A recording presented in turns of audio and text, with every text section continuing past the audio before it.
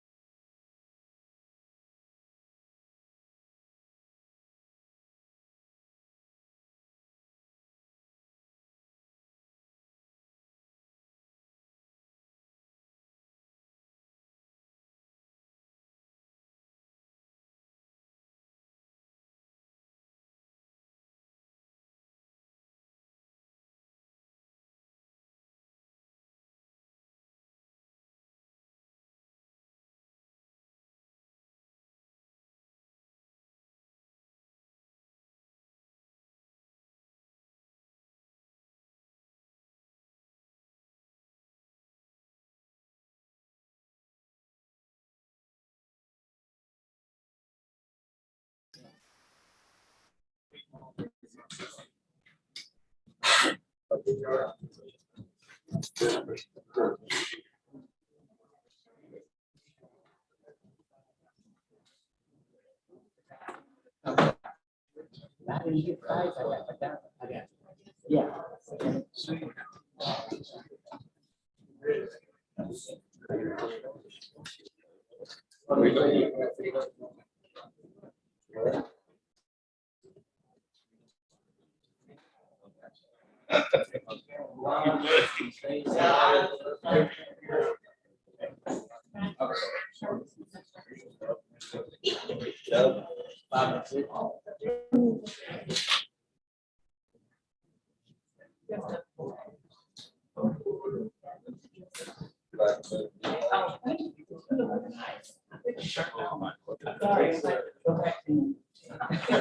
Okay, what's here, so let's go ahead and start our meeting. Yeah, we're gonna stand, and we're gonna pledge, and then we're gonna do the call, please, prayer. I pledge Allegiance to the flag of the United States of America and to the republic for which it stands, one nation, under God, indivisible, with liberty and justice for all. Let's pray. Our living Heavenly Father, we look around and we recognize your grace and your love all around us. And we just pray, Lord, that we would be people that would be recognizing all that you've done for us, not taking for granted each day and each thing that you bring to our life, the blessings you brought in our life. In difficulty, we can find blessing. And we just pray, Lord, that as we go throughout this meeting, we recognize that our leaders of our city are guiding us. They're making decisions for our city to make it a better place each time they meet. We just pray, Lord, that you and discernment of what you would desire for them to do. And we just pray, Lord, that you would continue to make this a place that we could call our dream hometown, a place where we love our neighbors, we have a community, and I ask in Jesus' name, amen. Amen.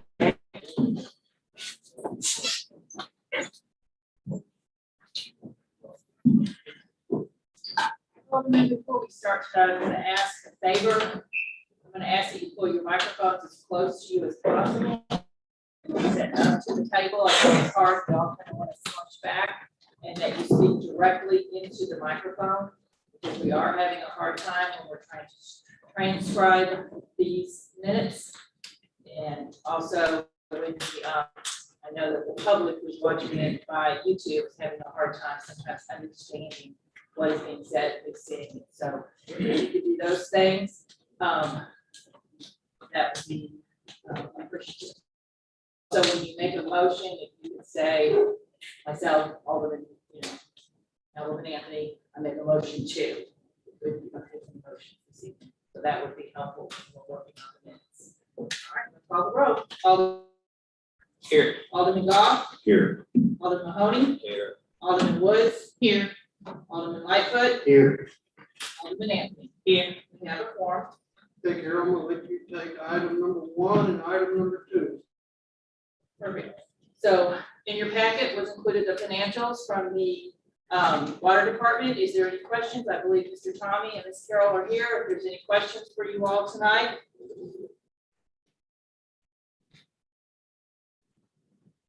Alderman Goff, motion approved.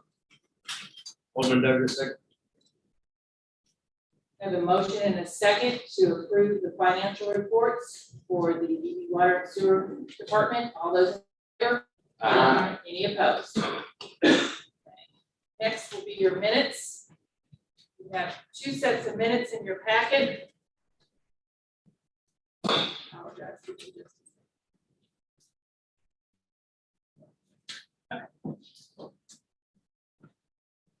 The first one was the regular council meeting on July the 26th. Any questions? Alderman Duggar, motion to approve. Lightfoot, second. I have a motion and a second to approve the minutes of July the 26th, 2001. All those in favor? Any opposed? The second was the special council meeting, July the 29th, to approve the ordinance for the water department. Alderman Anthony, motion to accept. Goff, second. The second, all those in favor? Any opposed? All right, in the treasury report, I presented you the balance sheets for the general and street fund, the expenditures of revenue and expenditures for the general and street, the payment journals for each account, and the deposit journals for each banking account. Were there any questions on those?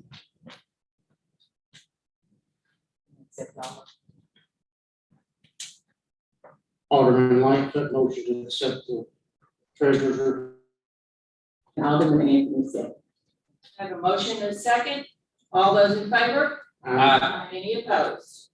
All right, and there is one item that is not on your agenda tonight that I did ask the mayor, myself, and Captain Dick, Mayor, if we could add that late Friday evening, it was right after we sent the packet out. So, Baron, okay, sorry, I didn't see you. I apologize. So we have some police officers that have been ill or contracting COVID or had quarantine for COVID. And apparently the city's policy to pay for quarantine has expired. So these officers, especially the new hires, have a way to be paid without somebody donating time. Is my Can I understanding. correct you on one thing? So the city never had a policy. The policy was put in place by the federal government and that December 31st of 2020. So until December 31st of 2020, we were able to pay people because the federal government.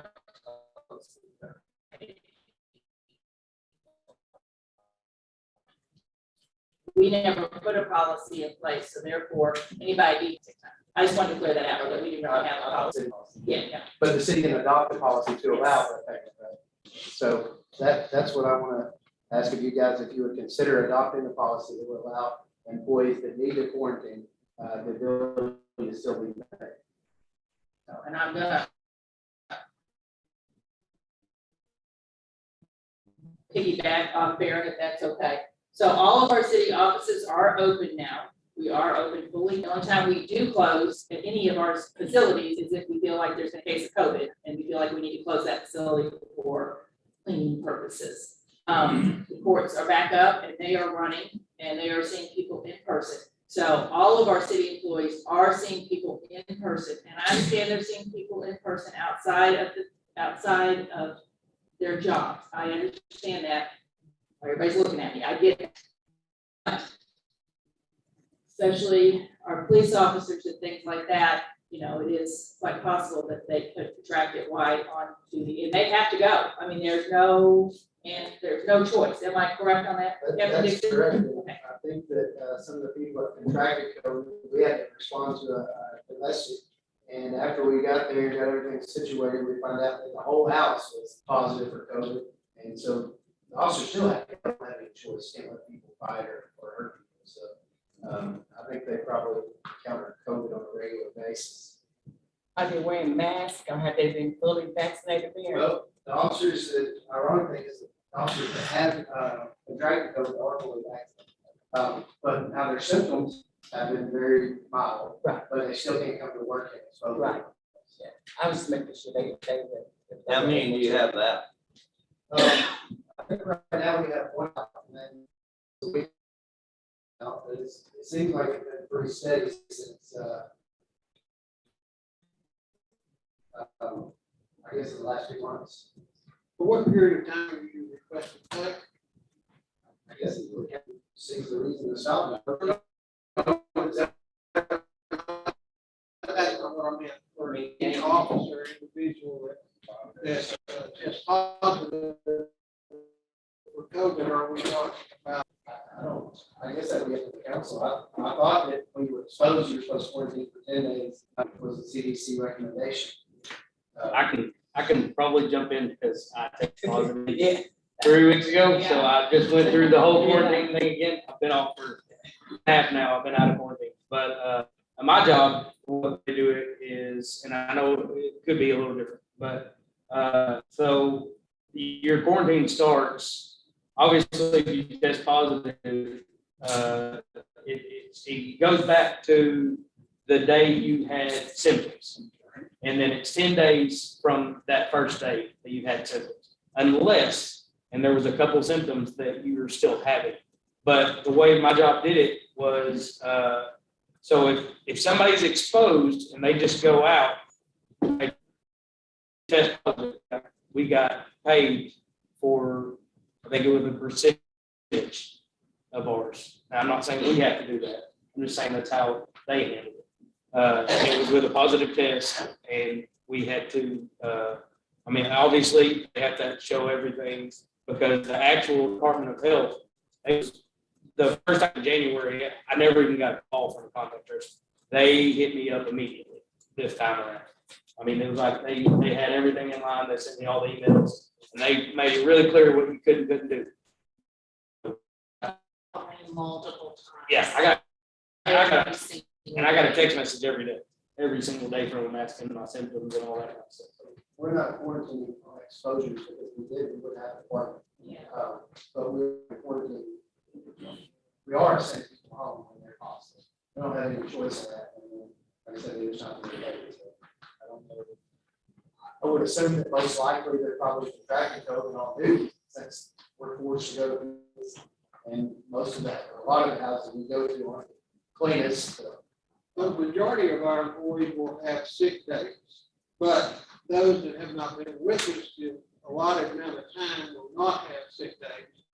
Therefore, they're not, can't use sick days or receive days. So are we talking about for those people and receiving payment for 10 days? Well, I don't have it. I guess that's all up to them.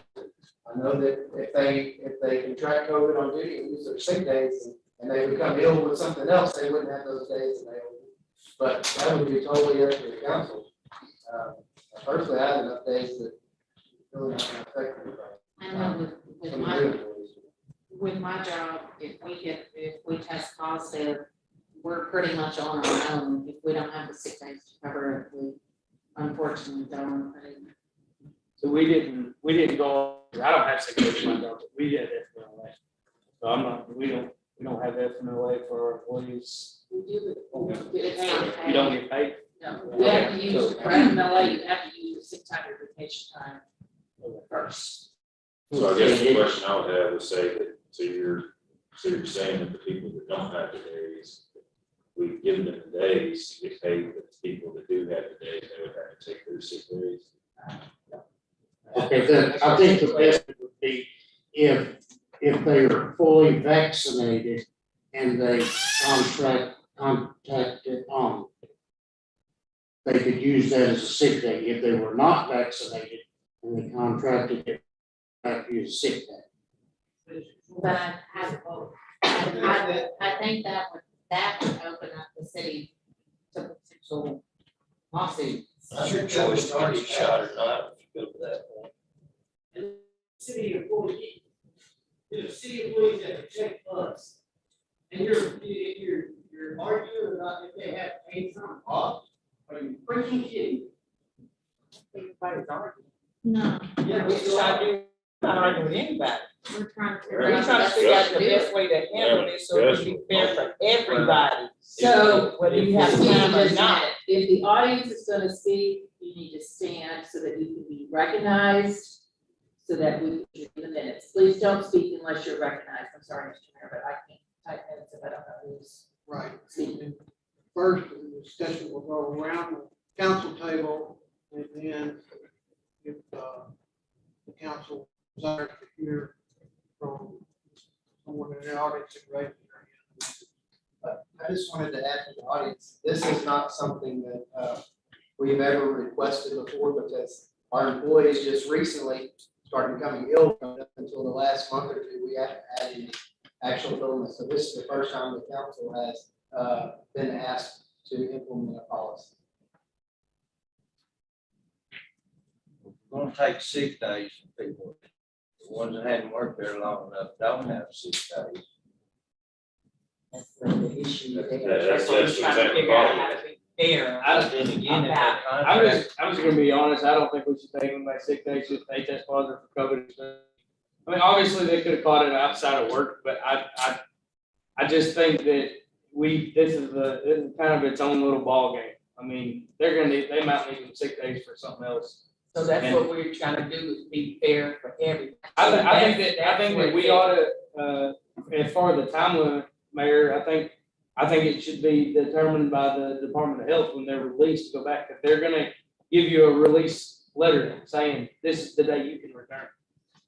We should follow their guidelines right now, and if they test positive for COVID, I think everybody should get the same amount of time. Should we go by the Department of Health or CDC guidelines? CDC says 10 days.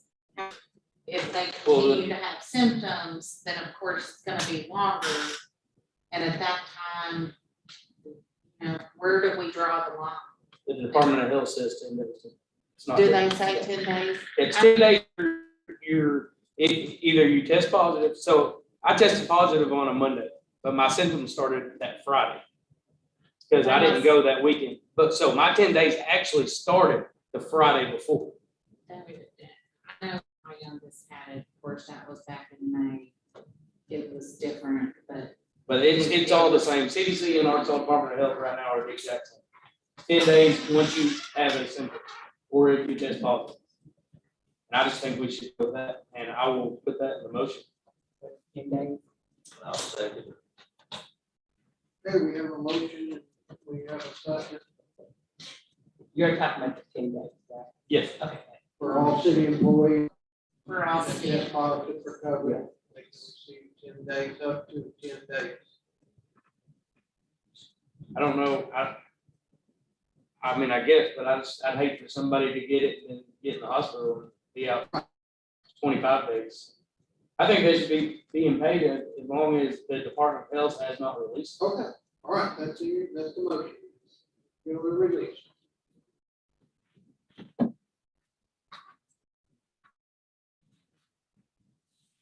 And will that will be retroactive for the employees, the officers who currently are out, correct? Yeah. That's right. We're ready to go. Well, we need to put a date on that because it's a lot of symptoms and stuff that comes behind that. So if we do that, because I just had an aunt who died of COVID. So, and then I work at the doctor's office. So with us being fully vaccinated, we can still work unless we get symptoms within 5 days. But to say it's not, I think we need to kind of cap it off either at 10, 14, because if you're talking about some people are worse than others and they go all the way to the hospital and sometimes they even get on a vent. So if we just say until they come back, that's gonna leave us wide open. Contracted as the city employee. No way to know that. You don't feel like, yeah, that's. That's what I'm There's saying. no way to trace that. Right, that's why I say if you put a time on it, and if a person has been vaccinated and they have low symptoms, 9 times out of 10, they're not gonna be out.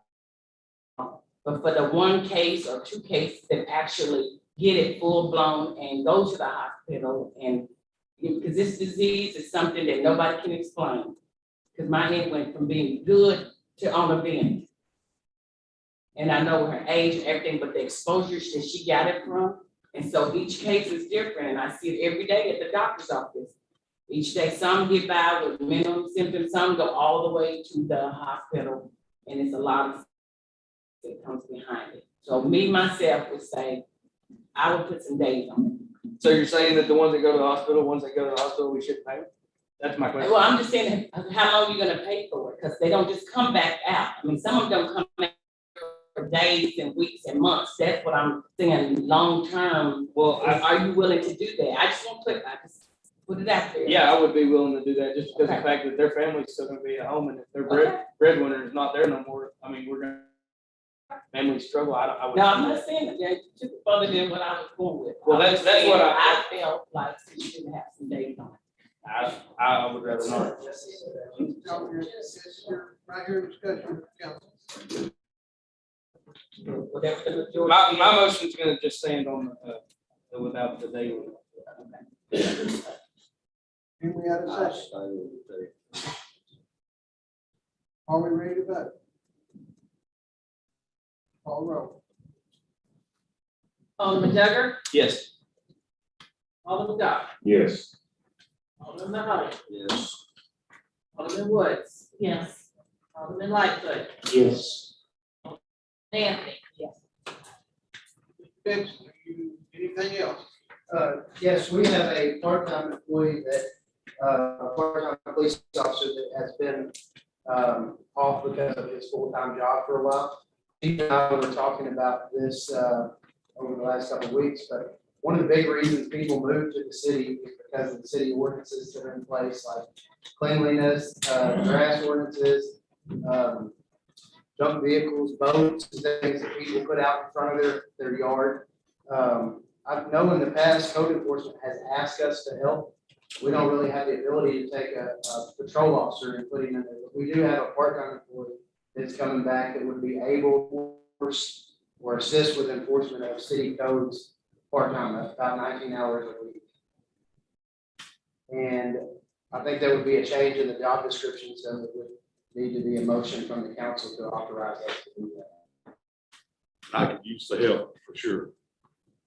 Well, I know, and Milton is here tonight, I saw him come in, and I know that code enforcement has a lot of area to try to cover.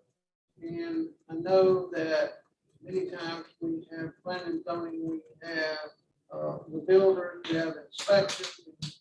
Then we have complaints from citizens that, we're, code enforcement's not getting around to unsightly conditions, and they need to enforce that.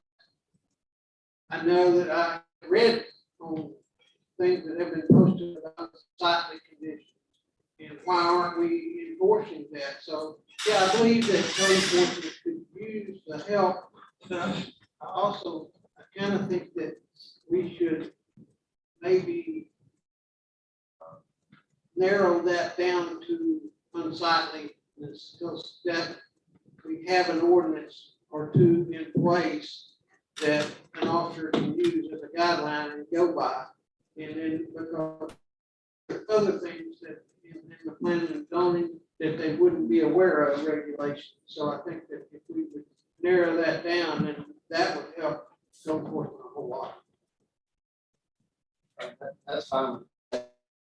Knew that in the past that they needed help, and we have that employee that's coming back, that get 4 hours, a few days a week of them enforcing those codes. And I know we get a lot of complaints about people that don't take care of the stuff in front of the truck, in front of their house, broken down vehicles with no tires on them parked in front of their house, and even in neighborhoods. So, and I talked that he was willing to do it for part-time work. Sit down on payroll. Yes, sir, he's already on the payroll. He hasn't been working, but we still have his position. And he would still be a police officer. He could still respond if we had an emergency or something. But his primary job would be this. And he would still be a part-time employee. I guess I need to still be, he has a full-time job. I guess I'm a little confused, Barry, as why we would have to change anything. Why wouldn't y'all just tell him, hey, this is what you're gonna do? Well, we had talked about that, but we thought that because his primary function would be assisting code enforcement, not actual police work, that it might need to be approved by the council, so that was legal. I don't know, you guys are the governing body. So, however you guys want to do it. He's not gonna work over what his part-time status will allow him to do by the police book, You know, it right? would be, this part-time, 19 hours a week. 19 hours a week, it's not gonna work Up to over. 19 hours. Yeah. Aaron asked me about it, it's just that that's not been something that we've done in the past. Police officers out there, maybe issuing a warning, and most of the time it can just be a warning on the door, if you need to mow, or you need to get these vehicles cleaned up, or whatever it might be. It can just be a warning, you have 7 days to form that at residences, that's what it's gonna be, then, yeah, but we just never had that. Someone comes up, why all of a sudden our officers put this on there without y'all's knowledge? And people that, when that notices, they're gonna be upset about it, but the people that are having, live next to it are also upset. So, you guys may get a phone call about, what the officers did. So at the very least, I think it's important that are all in agreement with that happening. If that's something that the council doesn't desire, then we should do something different. Right now, it's the city law, it's the city ordinance, and the police officers can do that without. But we wanted to make y'all knowledgeable of that. I don't think you got to change the title. I just wanted to make sure, more than anything, that the council was in agreement before.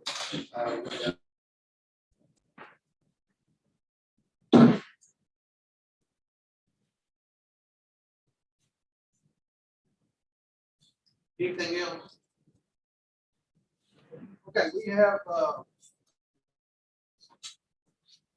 Nathan Lincoln would like to speak on Southport once again. They had a little change in plan, they believe to be an improved version, so he wants to, they wait.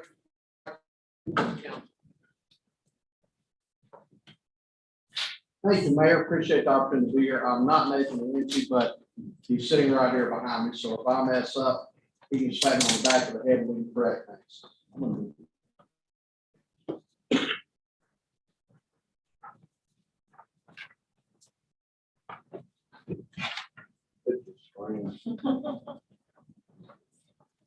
There's a plan that is up on the, however, so that everybody doesn't have to walk around and look at it. I brought a couple of copies, so I'm just gonna give it to y'all. Can share it, won't have to come on, scoot out to look at it.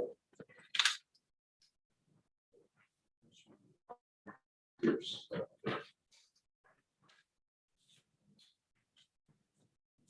Have another copy, there we go.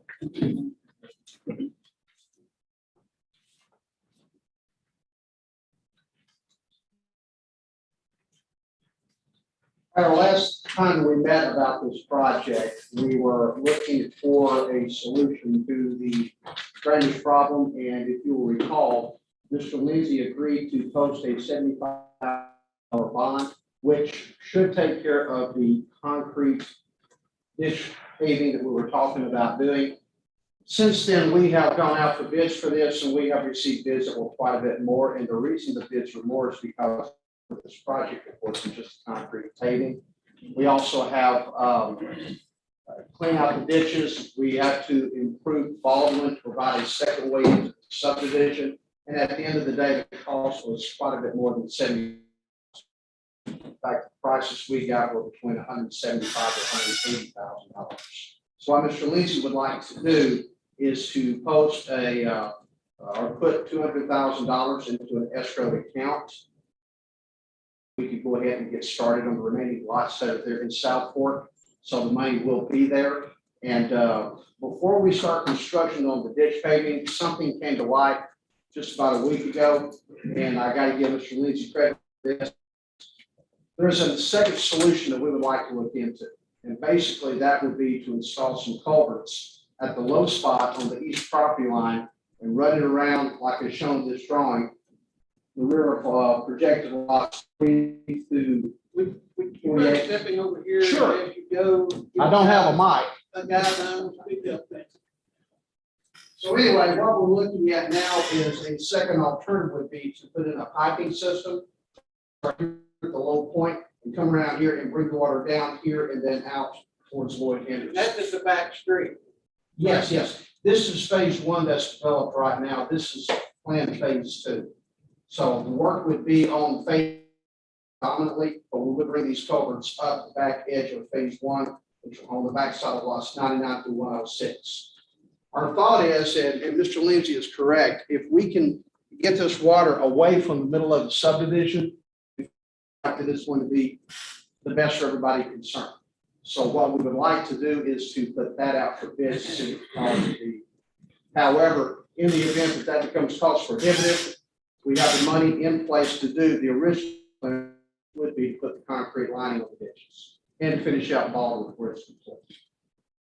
So that's what we're here to talk to you about. It's a little tweak of what we agreed to last month, but I think at the end of the day, the city is more protected and hopefully parlay into even better plan. To the city council, where he's talking about putting in the piping right there. Also, he's talking about just a small retention pond if the pipes were to fill and were not adequate and did not have the adequate flow, then it's gonna pour over, and maybe you may explain. that. Yeah, so at which point, if the 348-inch pipes, if they, become overwhelmed with water and it bottlenecks over at Lord Henderson, then the existing ditch becomes a retention area, retention pond, if you will. It's not shaped like a pond, but, it catches all the overflow. So when you have two ways of water can get out, and one can become a retention area. So you're pulling all the water off of BIDC to Lloyd Henderson down instead of to the pit level. Yeah, we're gonna pipe it to 348 pipes and go around the subdivision. So you're the BIDC here. You're gonna pull that water here and around as opposed to coming through where it was. Yes. And I think that's a much better. we'll have a spit, 20 by 20 box, but it's still in the back of it, so if it doesn't come overwhelmed, the backflow, at this point, all of this on retention. Right. As opposed to the main way the water goes out. Right. Problem is, we don't know what it's gonna cost, we need to get out for bid, see what it costs. But either way.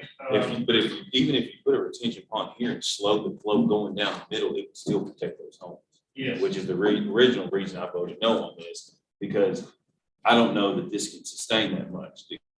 BIDC, if you have all that. So if you can divert the water around or put it at the retention here, like y'all were saying, it's a good plan. Well, yeah. And that's just my opinion. I'm not. No, you're right, but I don't know who owns this property at this moment. So I was willing, what we're gonna do here is build a small pond here in case when this water comes in, I lose a lot. But then it becomes a common area there, catch all the water, and then of course it'll go in there and it can. And then if it becomes overwhelmed, it will back up and all this becomes. Banks from Mark comes up.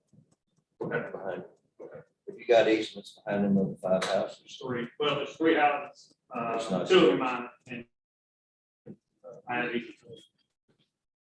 I know I've written into the purpose. What about the pumping station? Where you gonna be on this side? You're right. Right next to it. I'll be right back in the lots. Right, that, if you'll look right there, we have a pump station shown about where it's located. So we feel like we can turn these pipes and get down along this side.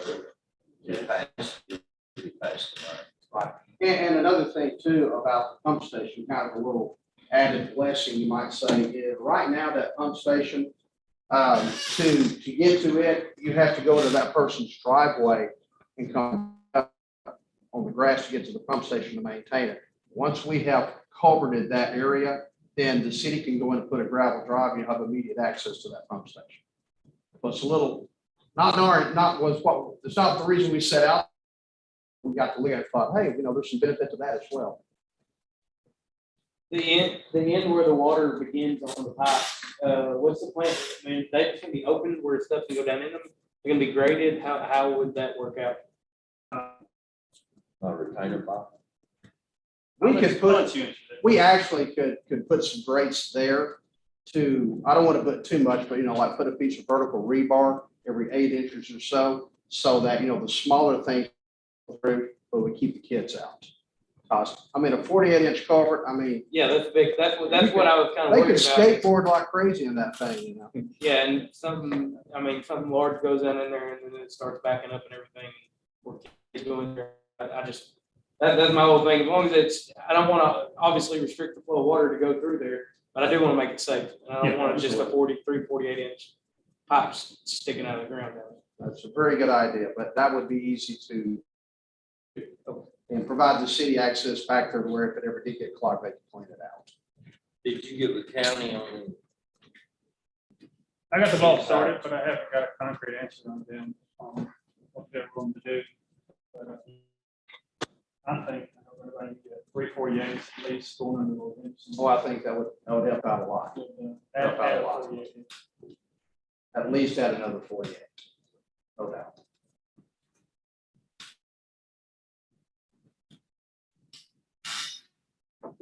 Any idea how long it'll take to get the bids back into that job? I'm thinking probably 30 days, probably. We Maybe still got to put our spec together. Next council meeting, we should. we can try, we'll do our best. But in the meantime, that's the reason that to show Mr. Lindsay's commitment to this job, he's willing to put the $200,000 into an escrow account so that if something happens and that does fall on the way, we're putting skin in the game so we can go back to our original plan. The money would be earmarked for improvements to this project. So when there was an expenditure to be approved by, both Mr. Lindsay and the city to make sure that everything is going towards this job. Yes, sir, I'm sorry. Well, so that we all have a complete understanding, the $200,000 referred to is for the project now. If the 348-inch pipes, $300,000, then you're gonna scrap it and go back down the middle with concrete chalk. Yeah, to be determined. I mean, we hope that the 200,000 will take care of it. But I mean, that's the thing about material.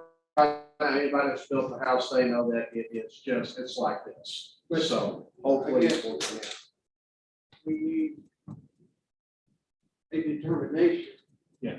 Prior to issuing, turning everyone loose for construction determination of if that project is doable.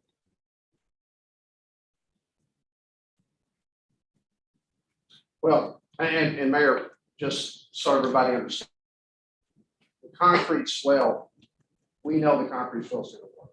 No question about that. And the cost of that was about $180,000 for the two bids we received.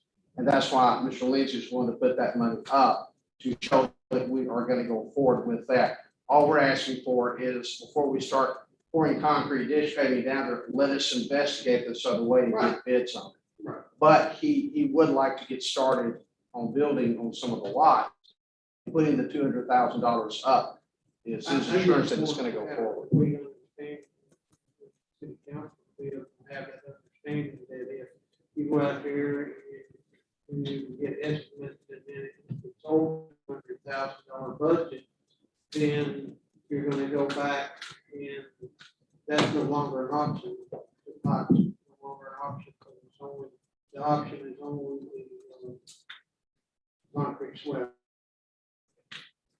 That's a possibility, sure. And then if concrete swells don't work, Yeah, that's, then what? sell that.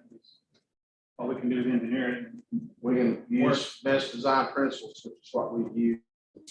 A 25-year storm, that concrete ditch will handle it. I guess what I'm asking is the concrete swell is put in, it's too much flow for that, or we're gonna have an option for you to go back and put an engineer of the appropriate amount of pipe in the ground, whether it be 2 or 3.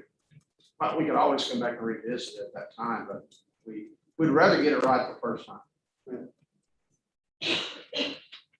What we could do, one possibility would be if the pipe prices come back just way out of line and we have to go back to the concrete swell.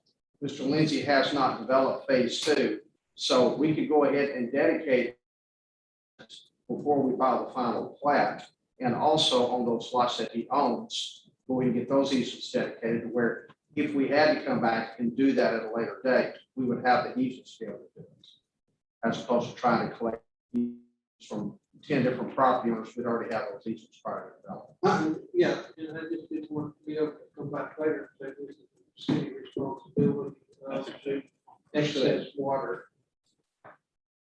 And there's another option out there, since city responsibility, it kind of made me think that there are grants out there. Let's say that the pipes came back substantially more than we thought. There are grants out there to add the city could possibly get a grant put into this to try to help this as well.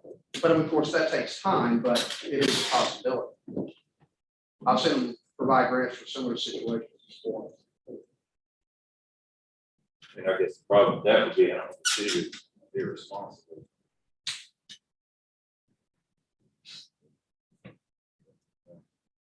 That's what, I mean, I hope work Yeah. is a great solution to everything. I just want everybody to have a team of the project. did you buy all the houses? So you own all the houses and all the lots now, or A lot of a lot of Live out of that. them? Have y'all shot a grade on that? As far as running the pipe? As far as what we got shown here, As yes, far sir. as- Okay. Yeah, we can get upwards around 0.2 and 0.3%, which doesn't sound like much, but when using a 48-inch pipe, it will carry the water. If we had a 1% grade, we'd be talking about 36 inch pipes, but we don't have 1%, it's just pretty flat.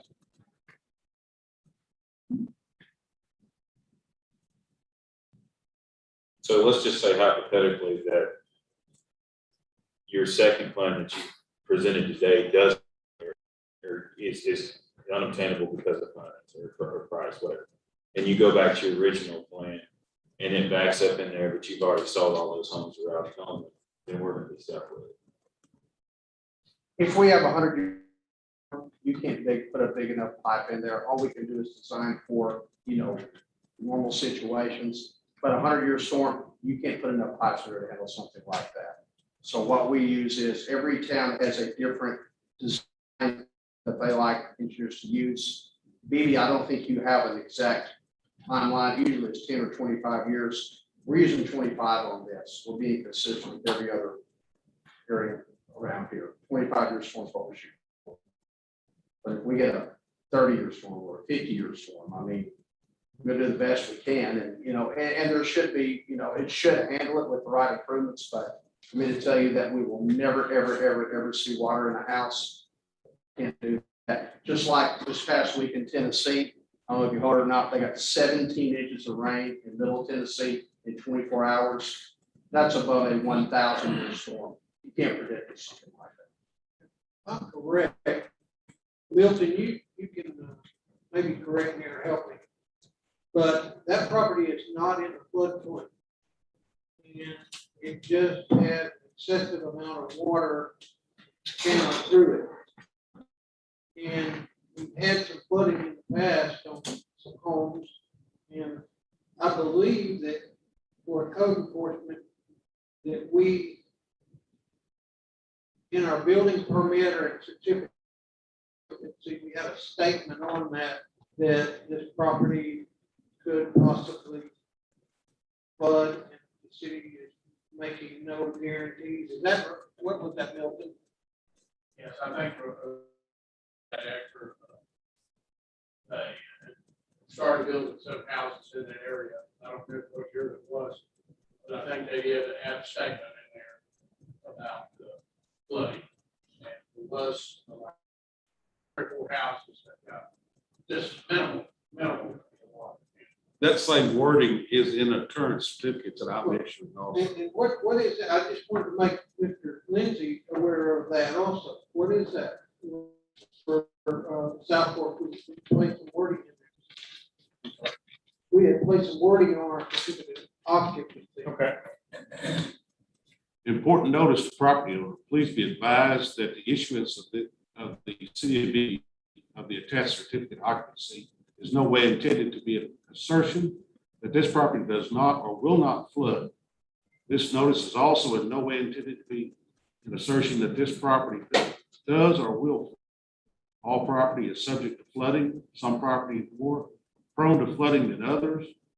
Please satisfy yourself concerning the possible flooding. The city of Beebe cannot and will not be responsible for damage to your property. Yeah, that's a really good idea. I wish every city would do that. Really good idea. And something else that Nathan and I talked about, and we can do this in phase 1 and also in phase 2, is if you stand in a salad bowl and you fill it full of water, your feet are going to get wet, right? So same thing goes with a house. If you build a house to the ground, it's going to get wet. Based on the 3 houses that I've seen that have reported to get water in them, those houses were built, literally, the foundation, the finished floor is literally just a tenth or so above natural ground. I've told Nathan, and I think he's agreed to it, especially on phase two, each one of those lots needs to be built up 15, 18 inches above the highest curb elevation. So we have positive drainage away from each one of the houses. That is paramount in each subdivision. Actually, myself and the neighbor told the builders if they'd have went one block higher, none of them would ever got water. And they started that. Just be. 99% of the time, 99% of the time when I see this in the subdivision, that's exactly what they're doing. Builders just are in a hurry, they don't pay attention. But I think y'all already agreed for a standard elevation. Yes. 18 inches above per lot. And actually, since there's 30 lots and you own 19 of them, No, 30 of them. you own 30 of the lots, so back, we'll have to go back and look at the bill of assurance, but we may be able to go back and modify the bill of assurance to state that clause for any construction from the state order. They have to be X number of inches above the top of the curve. We'll have to look at that, see what the amendment clause in the bill of assurance is, but I'm thinking we'll probably could do that. Just a way to protect everyone. Okay, we have already agreed, Makes me feel better. we've already agreed to the concrete channel. Yes. And we had an agreement, we signed an agreement, we haven't received the bond yet, but that's understanding that you want to deposit $200,000 in an escrow account.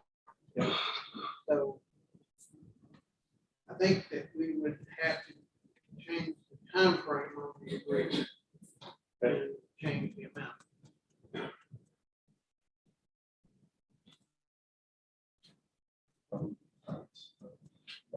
Yeah, what we would like to, I guess, is modify the original agreement, bring the dollar figure from 75,000, I believe it was, up to 200,000. And as far as the timeline, I would say probably, it all depends on when pipe is available. It's kind of like you were talking about with COVID a while ago. You don't know when somebody's going to get well from COVID. It's the same thing with pipe, availability of pipe. It may take a few months to get that much 48-inch pipe delivered to the shop site if we follow the money. So, I mean, I would think that probably somewhere around 4 to 6 would probably give us enough time. I'd say on the high side, 6 months. But for the 200,000 and the timeline, we would like permission to go ahead and pull building permits on the remaining lots in phase one, subject to him building the lots up 18 inches like we talked about. And I'm building the pads for my buyer, so there won't be any pads built on there. Talking about 10 or additional? 30, just phase one. I mean, the water's gonna be fixed for $200,000 anyway. So why hold me back on? We love coming to see you guys. Go ahead and get started.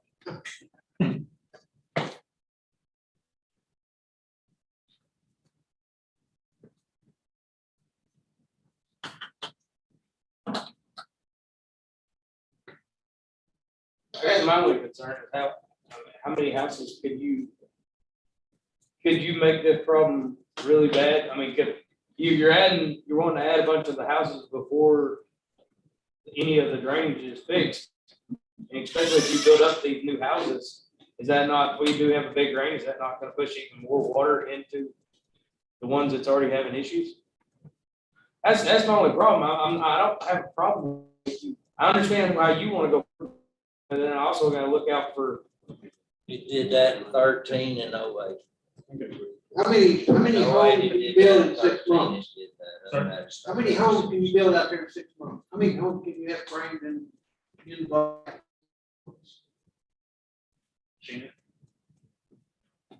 Just depends, yeah. If I could, you bring up a very good point. What we could do, the center ditch, whether we put in the pipes to go or we put in the concrete, either way, that center ditch desperately needs to be cleaned out. I mean, that ditch originally was supposed to have been like about 15, 16 feet wide, 2 foot deep. There's places out there that honestly, probably a beach ball would clog up that ditch and just silt it in. So what we could do is go in and go ahead and clean out the ditch right now. Immediately before any houses start. Before we start, they clean out the ditch so that we have a way for the water to get through there while we're making the decision whether we go with the concrete. Now we can open it up and it will work. So that way, if we are increasing the flow of the water down there, the ditch is big enough to handle it a lot better than it is now, because now you don't really have a ditch. There's a willow tree, 8-inch in diameter, it's really grown up. So how many have? 30.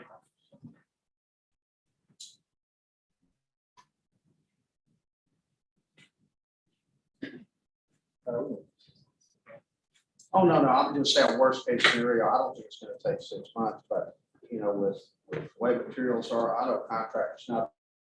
PVC for 2 months, 48 is a little more. Each and every day. For 3 months, 2 months, we can get pricing like. Oh, we get prices probably 30 days. We don't want to go at that point. We should know, right? Have a real good direction.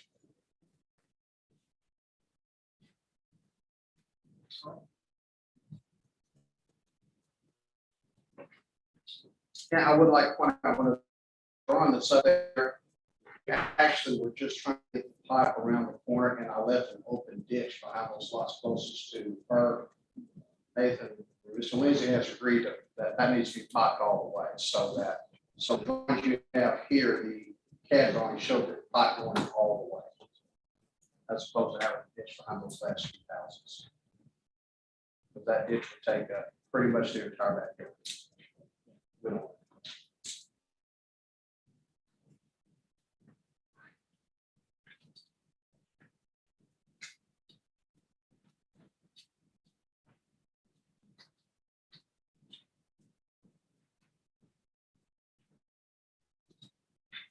What if we just said you could build a certain amount of houses? That's what we did originally. Okay. And we said we were gonna give you 10 originally. And that you were gonna put a bond down and fix that. And so now we're back to say we wanna do what? 30 of them, So you wanna do 30. and I want to give $200,000 in escrow, which covers the cost of the ditch, what we agreed to. So if I don't do the ditch, I just walk away, you guys have the ditch. Got nothing to lose. But I guess the original reason that we wanted you to do that first was protection of the lots and the homes that were there. That was the purpose behind the agreement we had. You said you were wanting that for that reason. And then 30 as opposed to going back to the original deal we had. Because We're just asking for time to explore the other option. In the meantime, don't hold us back for 30 more days. That's all we're asking for. And the $75,000, you remember when I told you the 75,000 last. And I real quickly did the math in my head for the length of the ditch, what the concrete would be. But you have other things to consider. We have the completion of Baldwin, we have the pipe underneath Baldwin. That added to that, and we didn't include that in the 70,000. So what we're saying now is the 200,000 would take care of the original plan. And we'd like to explore the option of doing this other plan before we start burying the wall. And in the meantime, we could open that ditch up to where it would facilitate the water a lot better than it does now while we're doing that exploration. How long will it take you to explore the alternate plan? I can have this thing, enough information for a contractor to give us a price, and I'll probably need a week to 10 days to get that done, and then they probably need 2 weeks, so we might have the prices back by the next council meeting, but really depends there as well. So.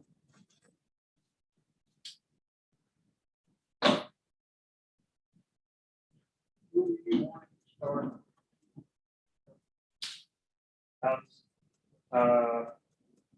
So if you could do the 200,000 in escrow, it's gonna take 2 weeks to get prices, and then you'll know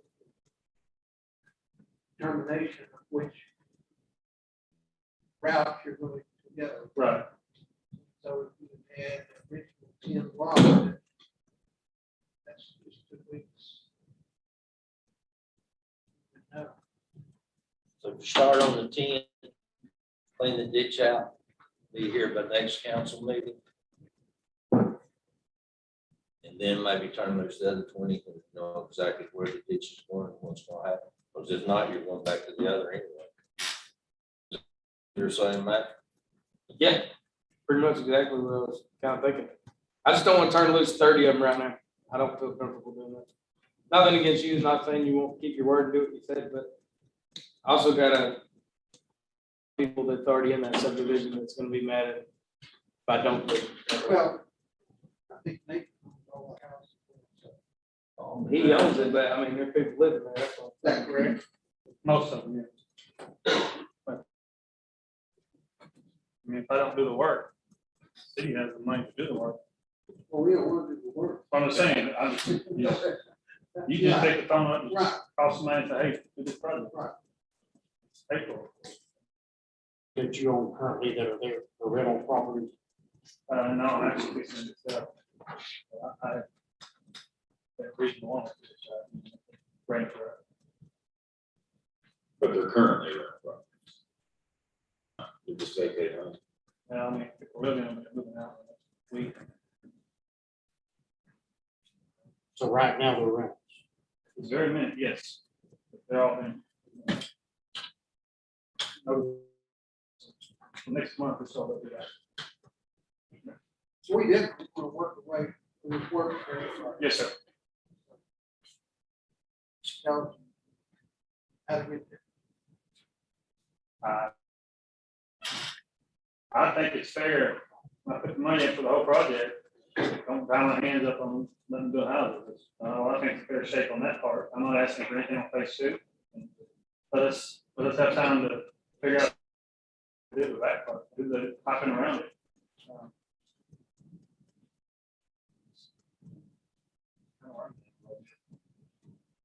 I mean, give us a minimum amount of permits we need to wait for 3 weeks.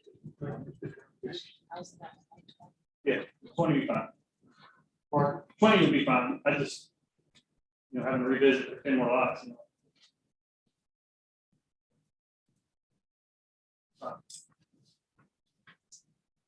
I say we do 20 and then at the next month's meeting, Let's do this, let's say at October. your September or October meeting, if we have the numbers in, we'll back to the council report. I'm hoping we can go back here in September, but it's.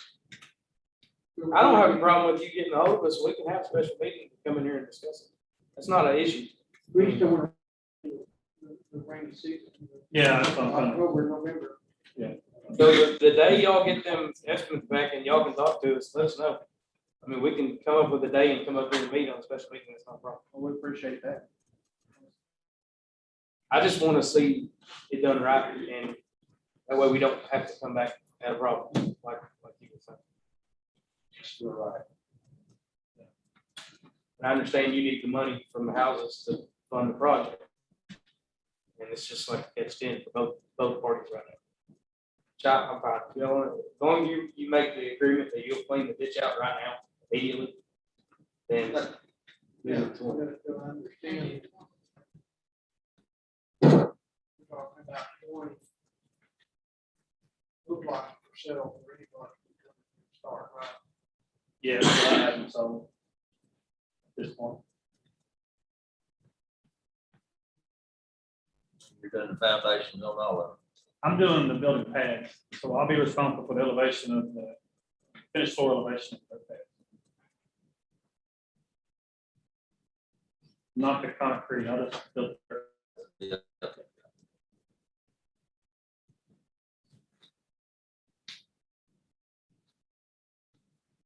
All right, well, I want to make a motion that we,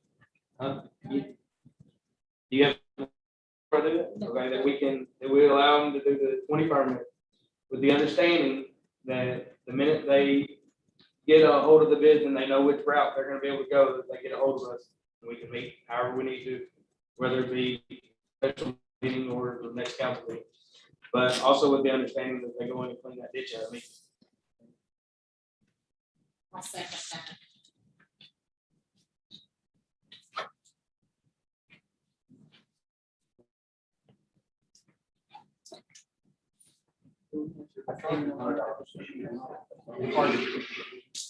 Now they go right to 200,000. See if you sell 10 lots, 20 lots. You're gonna have $200,000. I said 20 lots will raise $200,000 for the extra. Some of those immediately to a developer. Our vote next, go way out. Okay.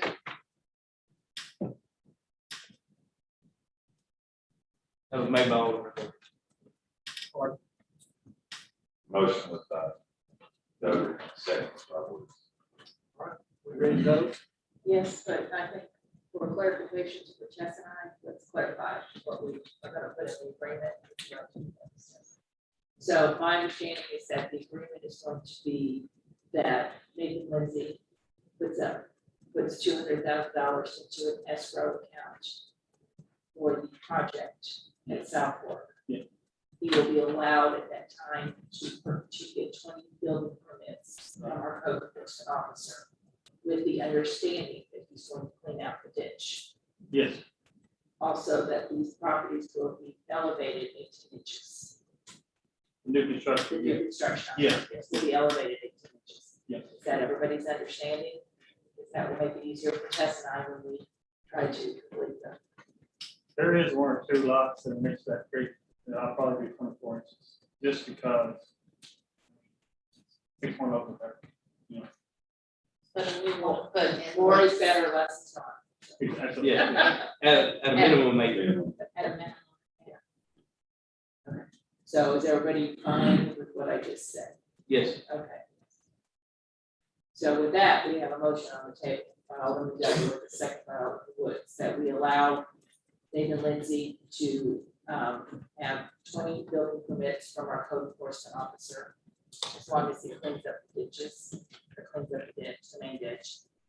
Builds it up 18 inches when he lays the pad, the foundation pads. And once the bids come back in, then they will get in touch with me or the mayor, we will call at the town special council meeting for the law to come back. Is that correct? Yeah. Sure. Alderman Doug, Yes. Alderman Goff, Yes. Alderman Mahoney, Yes. Alderman Woods, Yes. Alderman Lightfoot, Yes. Alderman Anthony. Yes. We appreciate it. Thank you very much.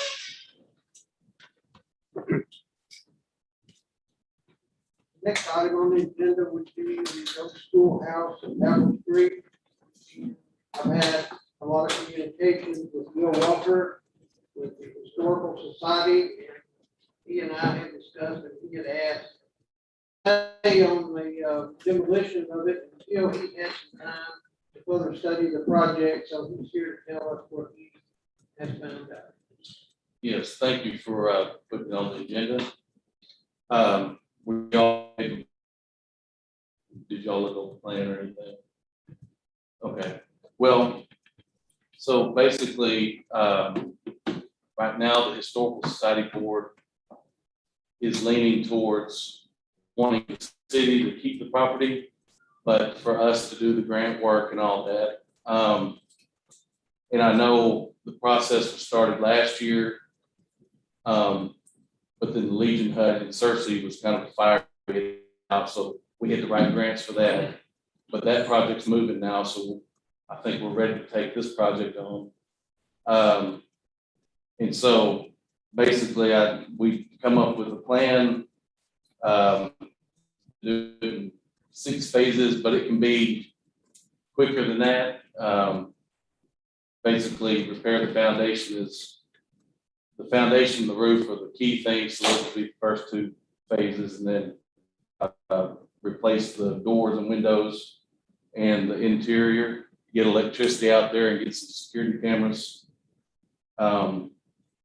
Phase 4 would be to build a small bathroom away from it, and I guess I'm getting ahead of myself, I'll just go ahead and finish this plan here.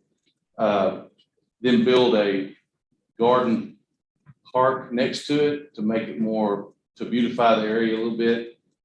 And then install air conditioning. So basically, the vision is to make it a community center that people can rent out. It'll be a small building, if y'all have gone out there and looked at it. But our interest in keeping it is, as far as we know, it's the last black school that's still in White County. And, you know, that's part of everybody's history. And there's a lot of people that are still alive that went to school there. They're getting up there in age, but you know, it's people's grandparents and great grandparents that went to school there. So it means a lot to people. And we're trying to serve it just like we would any other old building. But it being the last black school in White County, it's, you know, it's a county treasure, we think. So, so that would be the point of beautifying with the garden and all. We're hoping to, well, we got plans to sell bricks, and then that way we can have like a brick path through the small garden next to it, and hopefully beautifying it and, you know, restoring the building into a little party room, convention center type thing. You know, it can be taken care of, and it can be a benefit to the city. Master gardeners already said they'd love to help us on the project, so we're already starting to move on that. And we're willing to write all grants for it and get that. There may be, and this may be something we need to talk about later, but there may be some grants that require matching funds. And that may be something that I just want to be upfront and say we might ask for, but we're trying to fundraise. We'll try to fundraise and get everything we can before we do that. And let's see. But yeah, does anybody have any questions? I talked to a friend of mine who works at the museum in Little Rock, and he said that there's been times where individuals can ask the governor for assistance on that. He's done that before. He hasn't a lot of amount he gives out for certain things, or maybe senators. Would that be something y'all would reach out to those folks? I mean, it's happened before, but have you done that yet to see where we can start? Or I mean, Well, we've been in contact with Arkansas, the HPP, and they said there wouldn't be a problem with getting any grant money for this because, you know, it's such a big, you know, it's kind of a statewide issue, more than just a local. It is local though too. And so I keep remembering the thing. Do what? Does that have to be on the registry to get those? Yes, yeah, that's what I was gonna talk about. So the form's already filled out, and then I did like 2 months of research, county records and everything, and wrote a history on it. There's not much information about the school.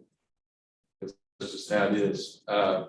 But that's already pretty much filled out. The only thing is there's a section that says who the owner of the property is. And the Historical Society wanted to make sure that, you know, if y'all were going to keep it, that we can keep y'all on there. And then, so that's all that's got to be is submitted. We'll submit that. I can submit that, you know, this week. But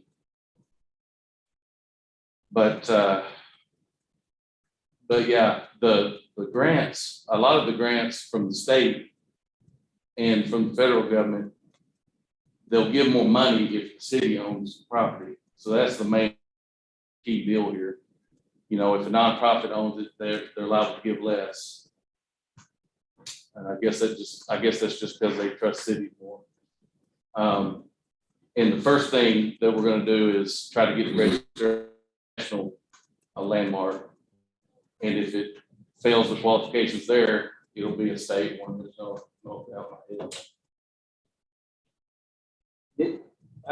Did Kristen not already go through that and it failed? We never had enough information.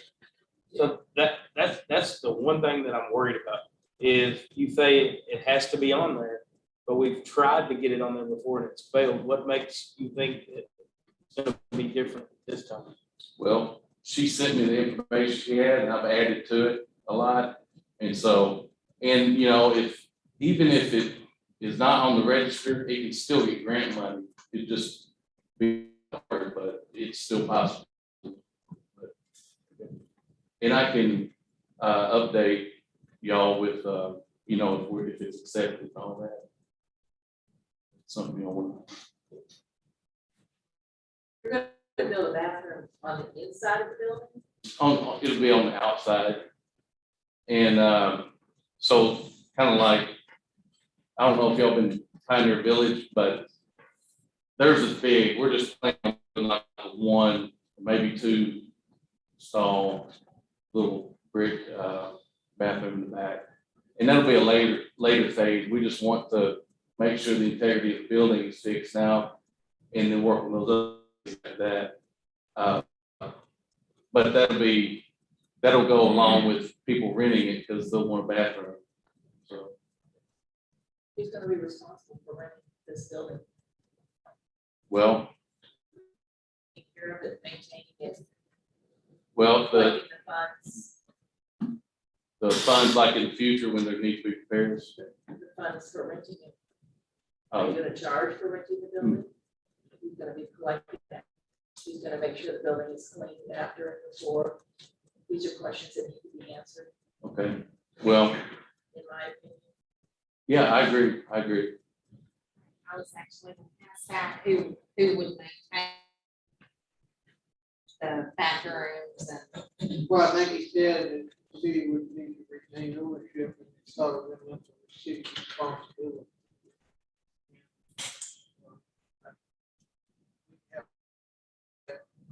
Success with restrooms outside of buildings that have administration in them.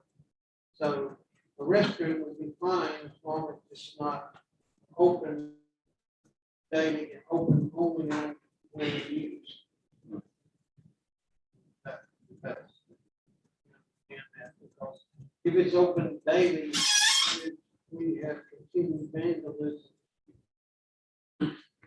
And I used to work for the city of Searcy Parks and Rec, and so I fully 100% understand that.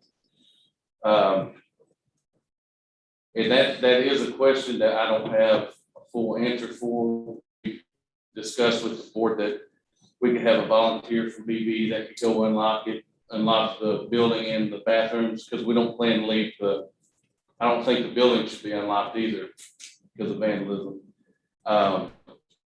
So both could be unlocked just for the party and then after the party could be locked, but that is something that they should consider.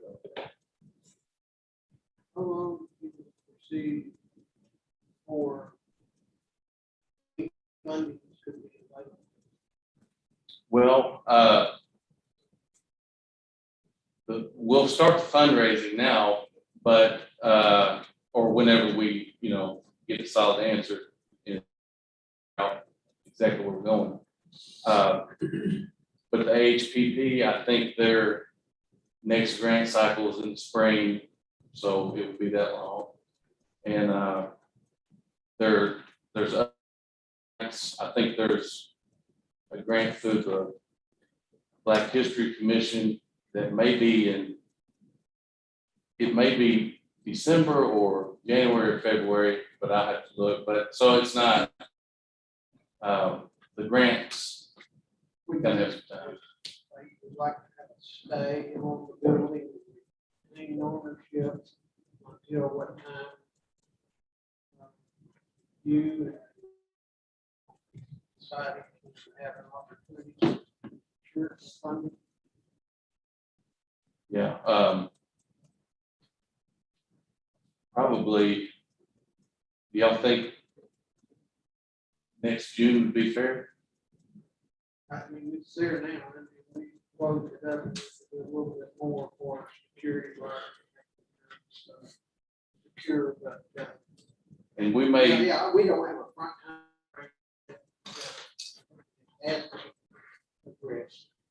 And again, the grant money from the first, in the spring, it may not cover the whole building, so. Would y'all be okay, like, if, so that, okay, we do have grants coming in to extend that to the next grant period? I think so, and then as it progresses along, I think have more interest.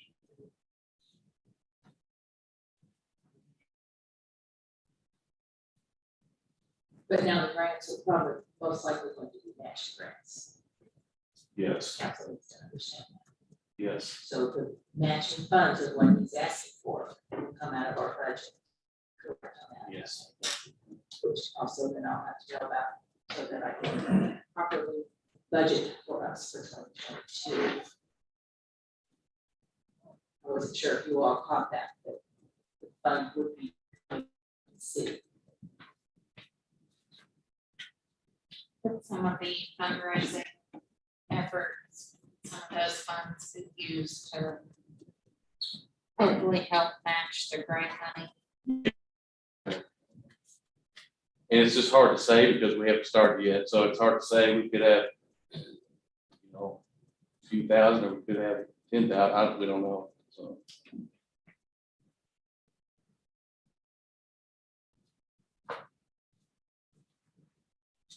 Council, Maybe you missed last meeting. I think it's worth. I think it's what do you need from us? Tonight? Well, tonight would just be to hold off the demolition and to keep ownership of the property. The knowledge By that, myself, but yeah, do what? I was telling them I can't make that decision by myself. If we decide to go ahead and retain ownership of it with the promise of no demolition or not doing anything to damage the property, could your fundraising start immediately? So we could see how much money that y'all can come up with Mhm. and go that route? Yes. Well, I don't necessarily mean grants, I mean, Yeah. you'd mentioned fundraising, I don't know what you mean by that, but I don't see why that Sponsorships and couldn't, bricks and that kind of thing. that couldn't start or anything, I would think. Mhm. And Historical Society is a nonprofit 501c3, so we could take donations, so that's not a problem.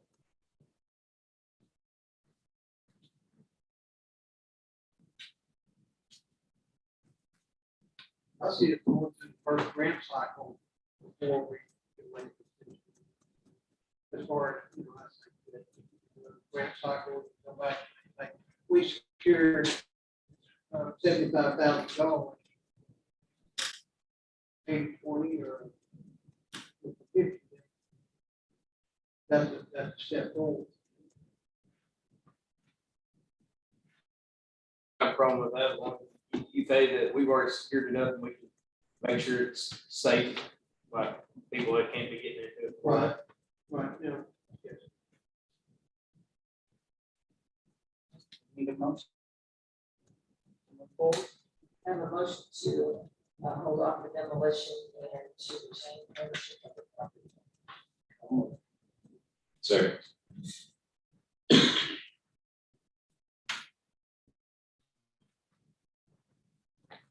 Alderman Duggar, Yes. Alderman Dodd, Yes. Alderman Mahoney, Yes.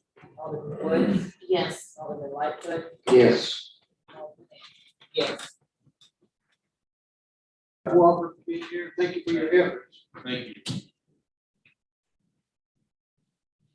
Next item on the agenda would be the Blackbird Festival, and that's in conjunction with what we've always called the Fall Fair, Chamber of Commerce. Each year it's grown, this year may be a little larger. The board, chamber board, the city could sponsor possibly a entertainment stage or some entertainment or 5K, something that the city may sponsor in this so that all residents could join in. I've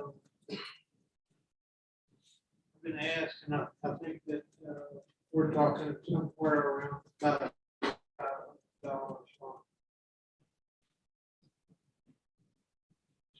Again, I do believe that there'll be a lot of people in town with the funding and this. I make a motion that we allow that $25 sponsorship, or $2,500. I'm sorry about that. $25 ain't gonna get you very much. Well, I put a second. All in favor of that? Anyone opposed?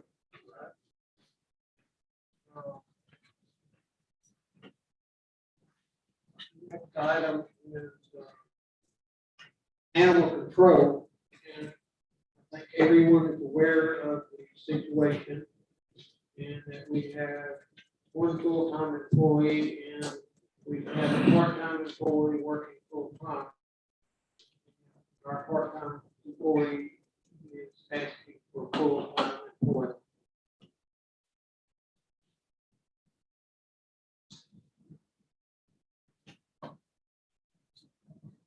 We're going to continue, with how it's been without a director, so to speak, for now. That's how it's been. For director. I think been moving along fine. I asked if the ladies bring concerns to my office or to Gerald's office. We address those immediately. But I think everything's been doing well. Will we continue with just the current 2 employees is my question. I guess I should have worded it differently. I can't answer that yet. I would say that if you want to of making this full-time employment, then we'll take it a day at a time. We were for 2 full-time employees. Oh, yeah. We're budgeted for it. But we're just pretty much wanting to move her from part-time to full-time. She'll get the benefits of the full-time employer. That's correct. Alderman Duggar, I'll put that in motion.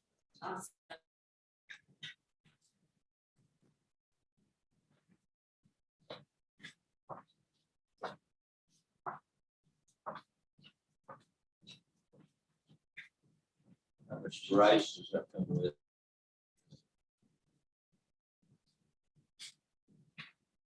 Yeah. She's making 11 now. She'll be Pardon me? making 13. Pardon me? I said she's making 11 now, which should be making 13.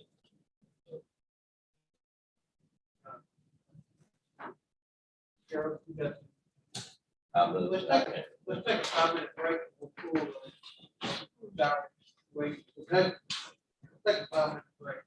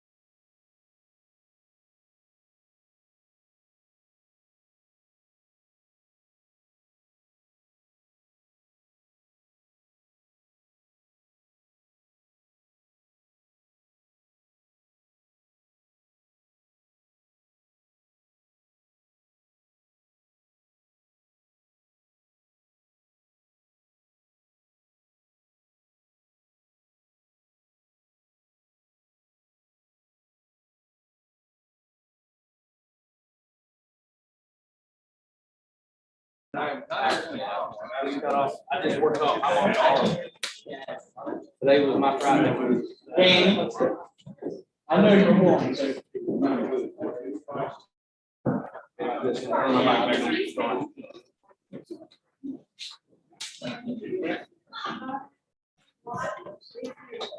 No, I had the whole thing, when we started. Yeah. Okay.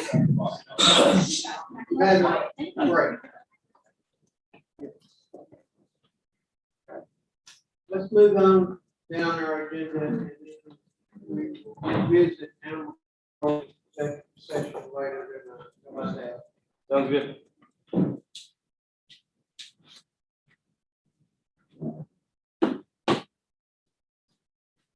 All right, 1031 Tory Lane, to the city.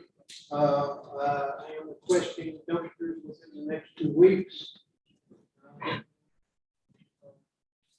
Have the intentions to demo the structure that's there. Currently, it was deeded to the city, however, there is taxes on it around $600 less than. We have not paid the taxes on it.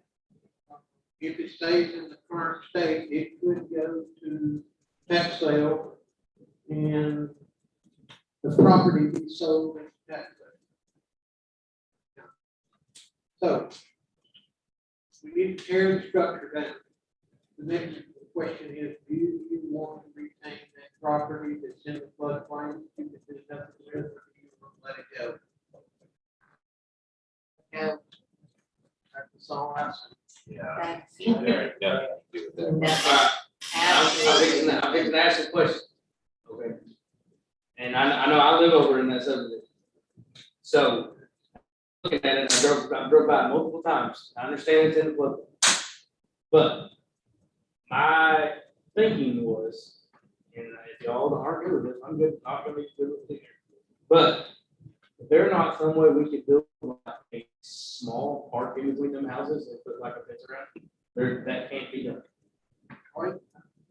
I think you could possibly Not put a Like park a in swing, if you just want. something But I really just simple. want to know, you want that responsibility and that sense when we're talking about, or when we're talking about the expense of a complete park and community center and additional things up here.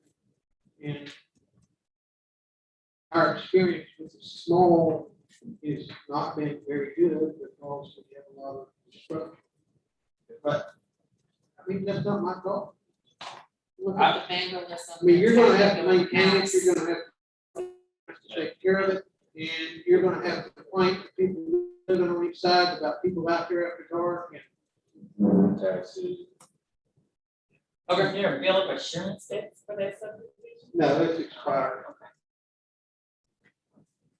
I was just thinking it was at the back of the subdivision. I just wanted to throw that out there, but I mean, like I said, it's not nothing that I put a whole lot of thought to. I just drove by it and I'm like, because I was under the impression that we were fixing to take ownership and I was like, what are we gonna do? Well, It's you're just talking gonna be about, empty lot. I'm not sure the width of that, it's probably 65, 7 foot width is all there is, and it's probably, there's only 8 foot, 10 foot between those houses. And so I think it'd be too close to proximity to residents to have something there. It's gonna be the point. I thought we would be advantageous for us to let it. I thought you said. If it, right now, if the state's legal, let it stay there. I just I don't mind letting it go. I just didn't want to see an empty lot That's- we own that's just sitting there. Right, and that's why we have taxes. Sent to the city. If it's sold at auction, I would hope that the neighbors on each side would require to split it for additional yards.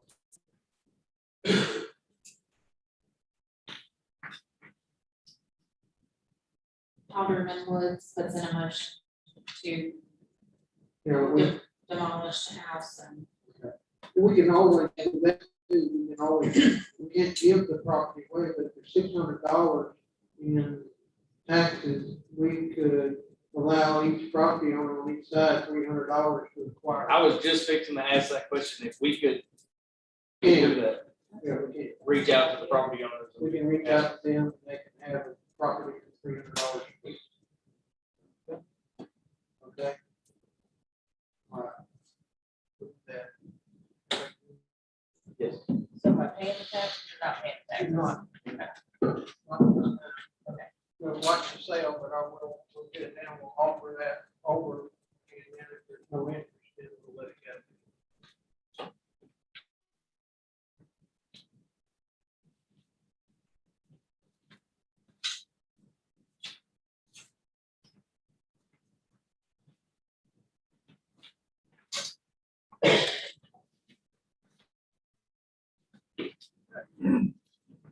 The next item would be request from Mr. Mahoney to look at the dog ordinance table, the dog ordinance.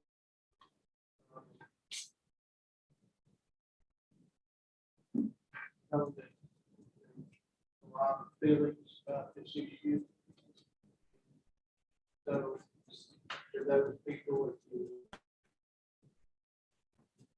I received 2 emails, both of them today. Carol will give those out. I wanted you to have, each have the emails. One speaking to Keith the band, and one email speaking to Rescind the band. But you can have all the information.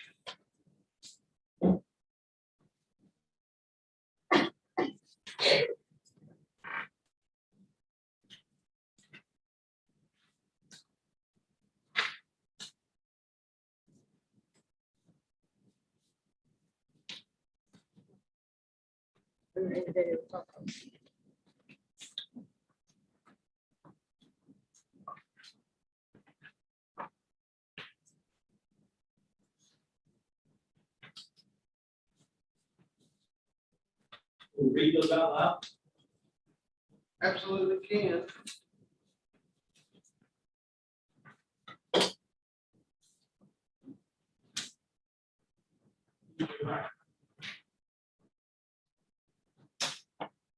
Okay. Yes. There is a person present or was present here. Should have. Yes, and did respond this late this afternoon at 4:44. And so, but I did respond and tell her along with the other one, which was at 12:24 today, that I would pass each one of these on to the council. And the first one was at 12:24. It said, "Dear City Council, thank you for keeping your citizens safe from pit bull type dogs by having a pit bull ban. This is the best way to protect your citizens for what happened in your city." Then it goes on, and it gives a lot of statistics and history. I don't know if you want me to read all of this. One bite from a pit bull can leave you permanently disfigured, handicapped, or life or death. In my email, I'm going to prove that they bite. Pet sitting rescued pit bulls can cost the life of your child. Is it really worth the risk?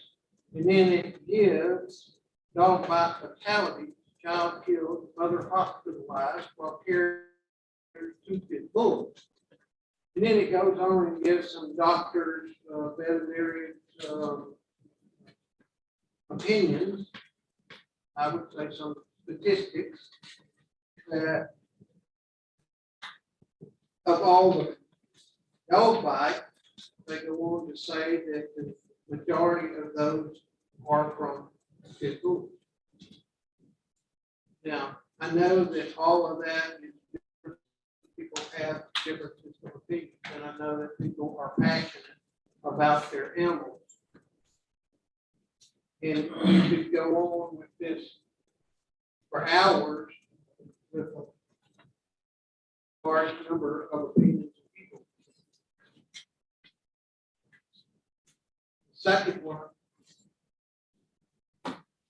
was from a Rebecca Church, who was raised in Beebe.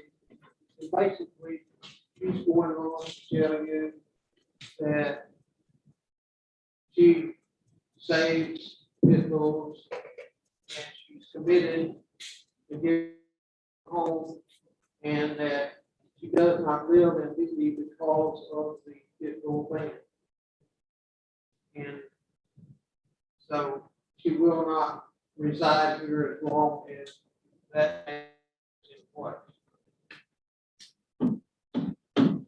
Or as history on the city of Beebe,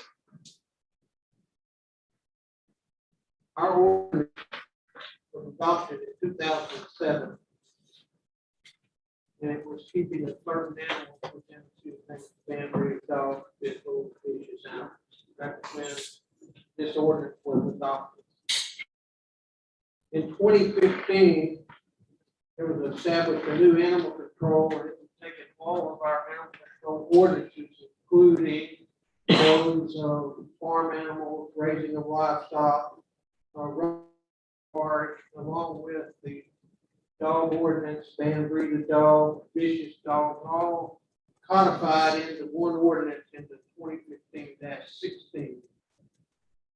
In 2016, there was an ordinance to allow, that was added to that ordinance to allow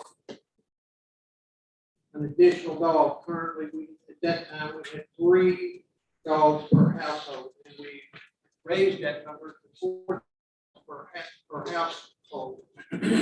Then ordinance 2017-5 was an ordinance that was adopted defining pit bulls. I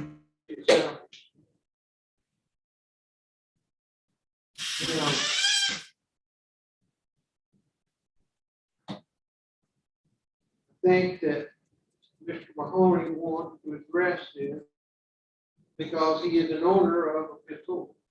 American Bully. American, okay, let me finish. American Bull. Which has it in it down the line. Yes, I agree with that. Now, you have previously been the owner of one, which, if I understand correctly from animal control, you can correct me if I'm wrong, that one dog was killed on the highway for running a car. Actually got out about 12:30. And it was, that dog was killed, and you currently have one pit bull, which is approximately 1 year old. I've been in Beebe, I've had pit bulls since I was 12 years old. I moved back to Beebe on 103 North Apple in 93. I had pit bulls, all livestock. I moved my from 103 to Lord Henderson in 99. I had pit bulls, all livestock. Was annexed in 07. Was not grandfathered in for some reason. And that's why all this is on the table. Well, you were annexed into the city in 2006, which was November the 7th of 2006. The city held an election, which brought the annexation, brought the in.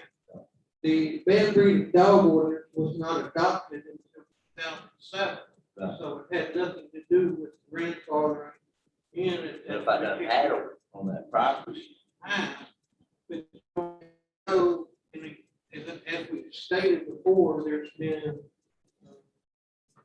a case that went to the circuit court, also a case that went to appeals over the court, pigs. and there is no such thing. You currently have a dog that's 1 year old that cannot in any way be as a grandfather dog. Depending on how you look at grandfather. So, You what know what I'm saying? I think you're asking is for this to be repealed, which I would think would be arbitrary legislation and arbitrary capricious on your behalf of what would be in your own self-interest, and you would be asking this But I'm doing board, it, this council. well, no, I'm doing it for everybody, not just myself. That you are the sponsor of this because of your own interest. Which, Well, but if it's we okay, go back, you want to do that. yeah. Well, that's because we can talk about that. Yeah. You know what I'm saying? You said that'd be the best thing to do, You know, On that the part. only thing you can do is. but it's not for rescind the myself, ordinance. it's for the people of the city of Beebe just as much. I had 38 calls, people on the pit bulls that wouldn't come up here because they know the right they're gonna get if they did show up. Well, It's it's not, got, you know what I'm saying on it's that. gonna be what? Did you say? I said, I've had phone calls from 38 people, it's got city, of Beebe. They're all over. And Said that's- something about that they're gonna get, what was it? Well, they didn't want to come up here because then if it's them and whatever, then you go to the house and get them. So, I mean, that's, So, I'm here for that. Just wait, we'll get to you, sir. and you get anything what Cabot or anybody else has done as far as when they revised theirs? Yes. So recently, several cities in Arkansas have repealed their absolute, I'll just call it a pit bull ban, just for ease of sake. And for example, Cabot and DeWitt, in 2020, DeWitt repealed theirs, or I should say amended it in 2019, Cabot did their absolute pit bull ban, and both of those cities require those types of breeds to be registered, to be permitted, for that permit to be renewed annually. And then also there's certain limitations on the pit bull itself. So registration, rabies, and this is the only way you can get a registration, I should say. Rabies vaccine, a city license tag, to be with the dog at all times, a photo, sterilization, and then owner procured insurance. Little Rock has a very similar ordinance allowing the breed with restrictions, and then Maumelle, in April of this year, completely got rid of the pit bull ban altogether and does not impose restrictions on the ownership of pit bulls as far as registration permits are concerned.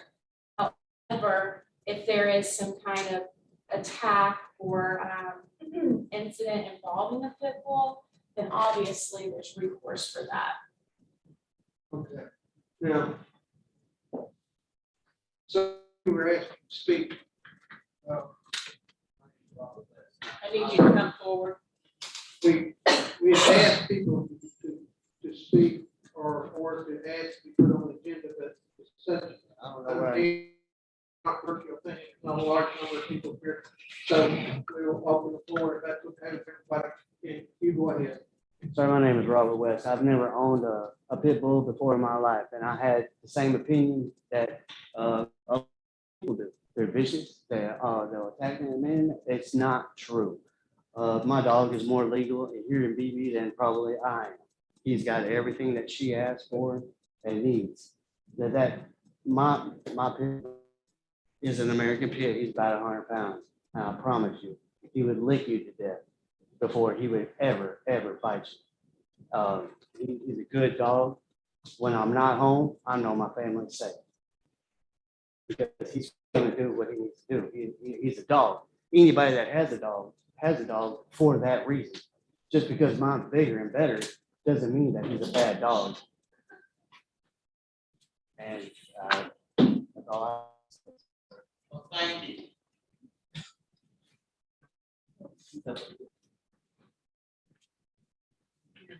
Now, yes, Roger. Like I said, yeah, I always thought the pit bulls, What is your name, sir, for the record? Roger Critchup, Thank you. I always thought that the pit bulls were just terrible, awful dogs. I've got one 1.5 years old right now. That is the most loving dog. that you will ever find. She would lick you to death before she would bite you. And if you go back and look at stats, a Chihuahua will have more bites per year, as many as a pit bull. So does that mean if a Chihuahua's running at us, we use it as a football?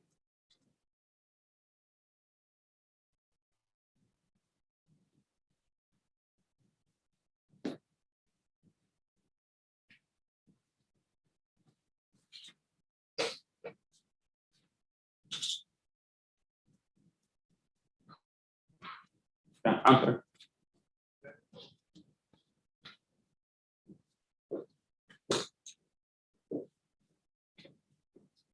Now, someone else wants, yes, ma'am, come forward, please. Thank you so much for allowing me to speak on behalf of Keeping Revere South. I'm not a familiar face to this city. My name is Angel. I apologize. My name is Angel Osborne. You're not familiar with me. I live in this city. I live in North Little Rock, but unfortunately, a pit bull attack has affected my life in a much different way than what these gentlemen would like to say, lick you to death. No, they'll maul you to death. Absolutely. Chihuahuas, Band-Aids, not toe tags. Let's get that straight as well. Also, out of the, let's see, here's some correct statistics. Out of the 42 deaths in 2020, 30 of them were pit bulls. That's a 71% of the deaths. I want y'all to understand that. 30 of the 42 were known pit bull attacks documented through multiple agencies, DNA sequence, everything like that. Yeah, you can DNA a dog to find out what their heritage is. Not a lot of people understand that. Something I want you to understand as well is that from 1962 to 2012, of the population of dogs, pit bulls represented 4.4%, and they maimed and caused death to over 300 deaths to over 300 people, maimings of over 1,200 people. That's the only dog that has a comma with their numbers. And also, I would like to give you a visual representation that's easy for you all to see right now. This is from 2005 to 2017. This is your pit bull line. This is all the other dogs that are combined into that. And you're talking Rottweilers, Cane Corsos, Bull Mastiffs, Huskies, Labradors, and Boxers. I understand people say, well, I'm more afraid of a German Shepherd, or I'm more afraid of a Labrador. Let me tell you something. Out of all those years combined, you're talking about 7 total deaths compared to a pit bull's 284 deaths from pit bull attacks. I implore you, please do not put your city through an attack where they have to live with they have to live with this for the rest of their lives. The officers are still going to therapy daily for what they've seen in Robbie Taylor's case. I'm talking a 9-year-old child, a 3-year-old child. And what most people don't understand is that pit bull attacks originate in their own home. They attack their own owners. They attack visitors to the home of the owners. They're more dominant there. They're not typically socialized dogs because they're not allowed at a lot of socializing areas that dogs are allowed for because they're known aggressive. It is a DNA flaw that a man made when they bred this type of animal. And I implore you to know that those genetic breeds also are passed down throughout, whether they're watered down or not. That aggression, that click, they're good dogs till they're not, is always there. I just want to make sure you have full presented facts, not saying that my pit bull is going to lick you to death or that I've owned one for a year and I know everything about them. I've done nothing but research for the past year on this.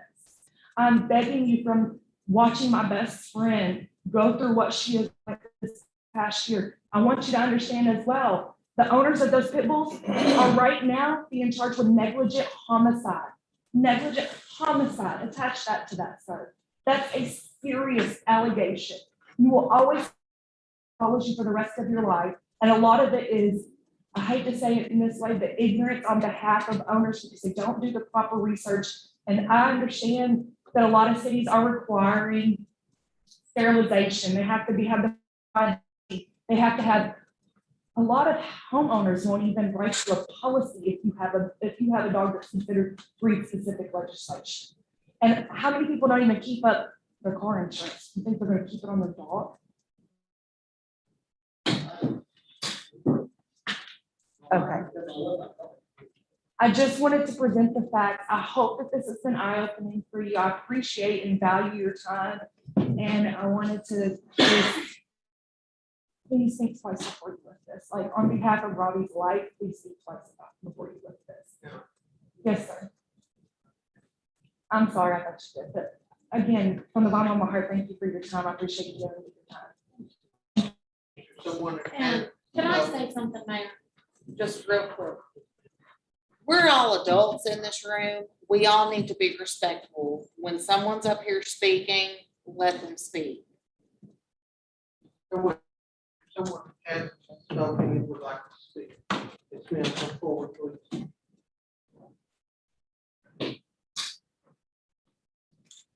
My name is Lindsay Taylor, and my son was Robbie Taylor.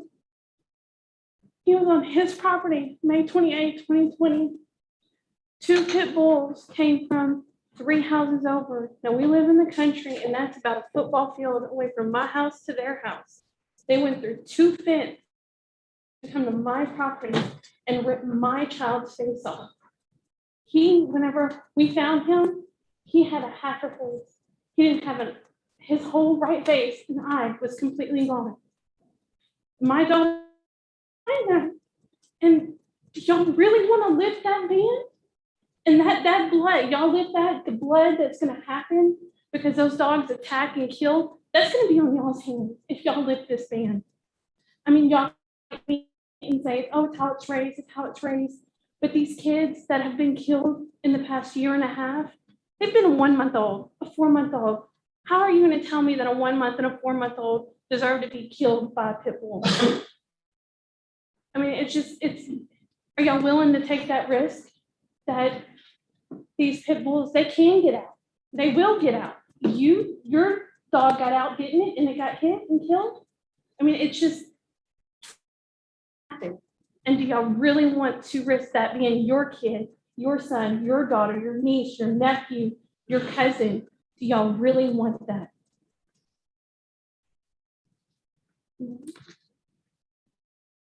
It's Robert Taylor. Robbie was my son. I served this country for 11 years in the Marine Corps. I see y'all sitting here. I'm not from Beebe, but we do come to Beebe to Walmart to go shopping, eat at the barbecue shop right down the street. We come to Beebe once a week to do our shopping because it's 30 minutes drive to everywhere else where we live in Mount Vernon. Y'all sit here just like I did. I served my country, just like the police officers. They serve this community. That's what y'all were doing in these seats right here. You're serving the community, not your own agenda. You're here to protect the community and the surrounding area of Beebe. I'm trying to urge y'all, do the right thing for the community, for your neighbor, for the person down the street, for the elderly, little children on the playground at the park in Beebe or at the playground. What if the kids are at recess and the dog gets loose and goes after kids in the playground? That police officer that's at the office might not be there in time to shoot the dog, to kill the dog, protect the kids on the playground. Do you have kids? Do you have grandchildren? Think about them. What if they're in the yard checking the mail like our son was? Just think of that. Thank you for your time. I'm sorry for your loss and tragedy. I cannot imagine the loss of a child. And I'm sorry for your Very tragedy. sorry for that. Human bird should stand up for what you believe that is the cause. And know that it takes courage to stand up for and work the labor to courage stood up for tragedy. Well, something possible. Really sorry for that.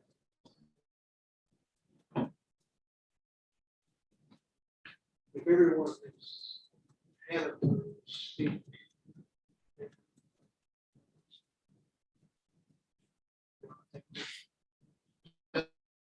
Sure, there was something with the phone, and I came to be to talk about this as well, is because I was actually contacted privately by a law enforcement agency.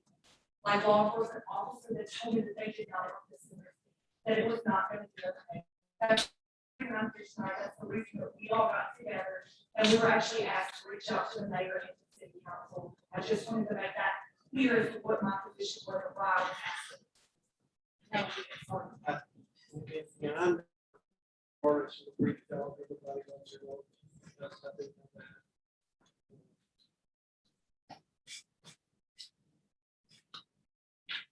And Danny, I know you love your dog. I know your family, but And I feel sorry for them. I don't think I don't. I can't imagine what they go through. And wouldn't want to imagine. Until it's directly affects we really don't. I'm not concerned, so directly affects you now, taking the initiative. Yeah. 2021. Say something about bringing the boundary to dog, and this was passed in 2007. But, you know, these ordinances, it seems like now on a monthly basis, that something's, we need to rescind and review. We talked about drugs, we talked about drug paraphernalia, we talked about those people selling drugs and paraphernalia here in town. And I know that there was some mixed emotions about that decision that was made that night. We think we need to revisit, you know, when we take office inside the city limits, you are taking office for the health and the safety and the welfare of all the residents of the county. That's where we pass it. We don't live in the county, we live in the city. And it's to ensure that we have rules and regulations to live by. And that's some of the things that we live in the city, we're going to have to live by. But I want to say something else about revisiting these long-standing ordinances that have been put in place for the health, safety, and welfare of our families and our children. We passed visited an ordinance recently about selling the drug paraphernalia.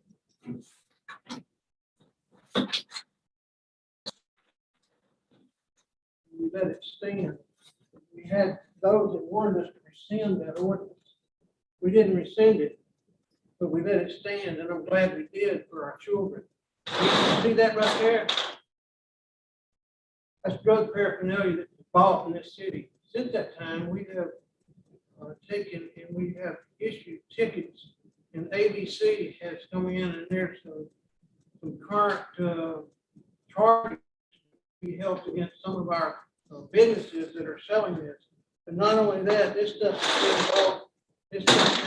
comes from your school where it's bought and it's sent out to your school. All this came from these places. It came from, majority of it came from kids, juveniles. Just 2 weeks ago, keep moving, I saw a young man, 14 years old, and arrested. But this is what these regulations are for. And I hope that we don't continue to find regulations that are arbitrary to our interest and want to rescind them.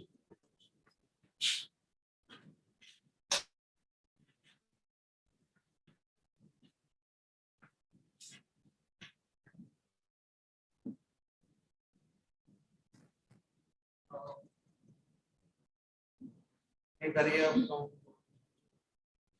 discussions of billing?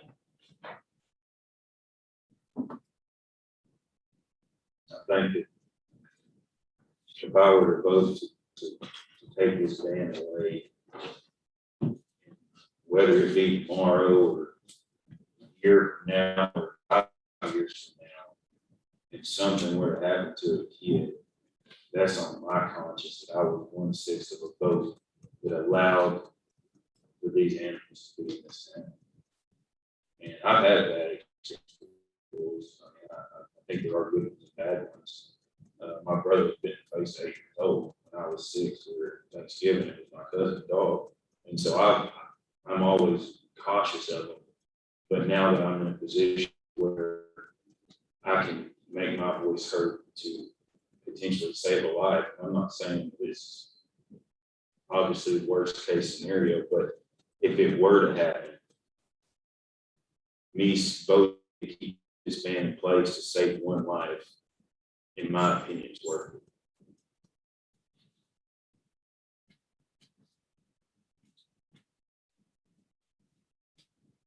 So with that, Derek, I'm going to make a motion that we keep the ordinance in place to ban pit bulls.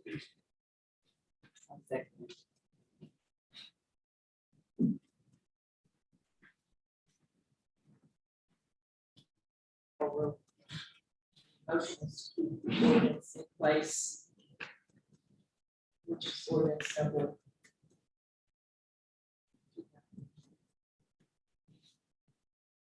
Actual Sorry.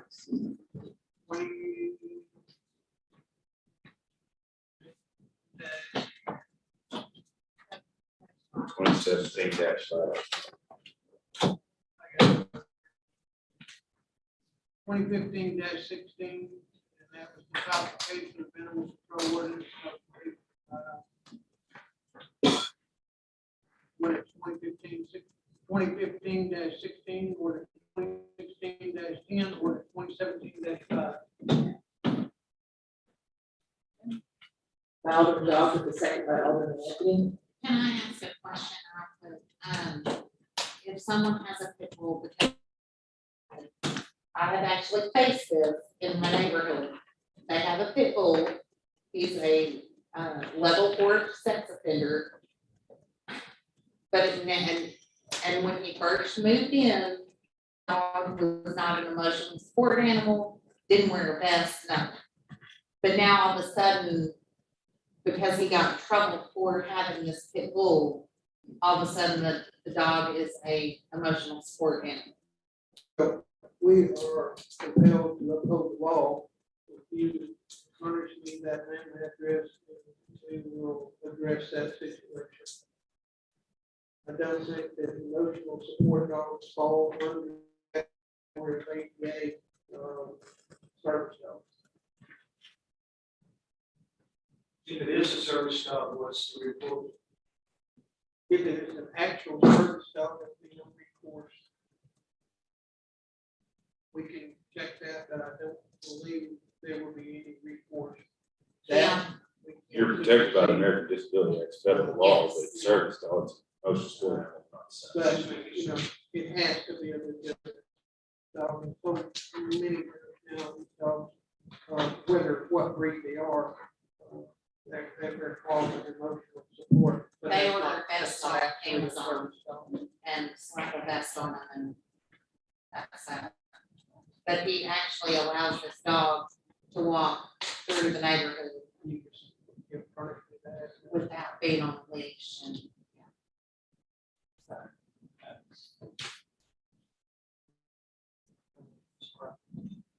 Alderman Duggar, Yes. Alderman Goff, Yes. Alderman Mahoney, No.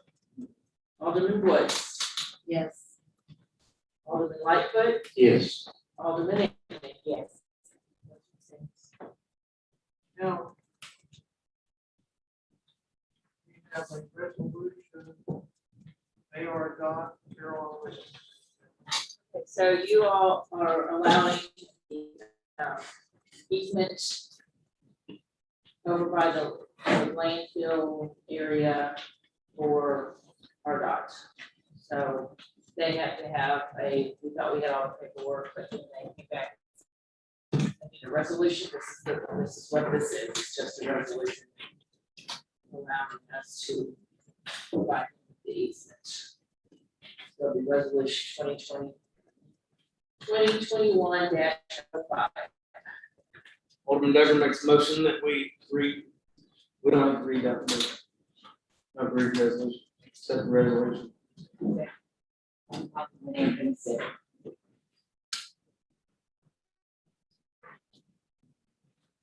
Alderman Duggar, Yes. Alderman Dodd, Yes. Alderman Mahoney,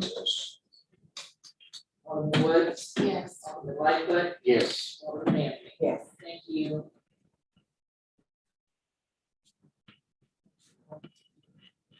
The ordinance 2021-20. Motion to read by title only. Second by Decker.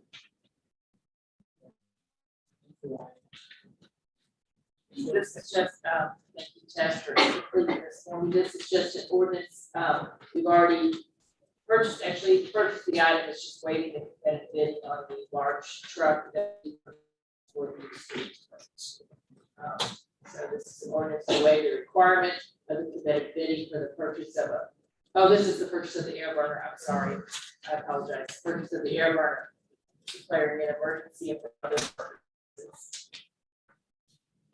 Alderman Duggar motion to adopt as read. Second. By Linda Anthony. Sorry.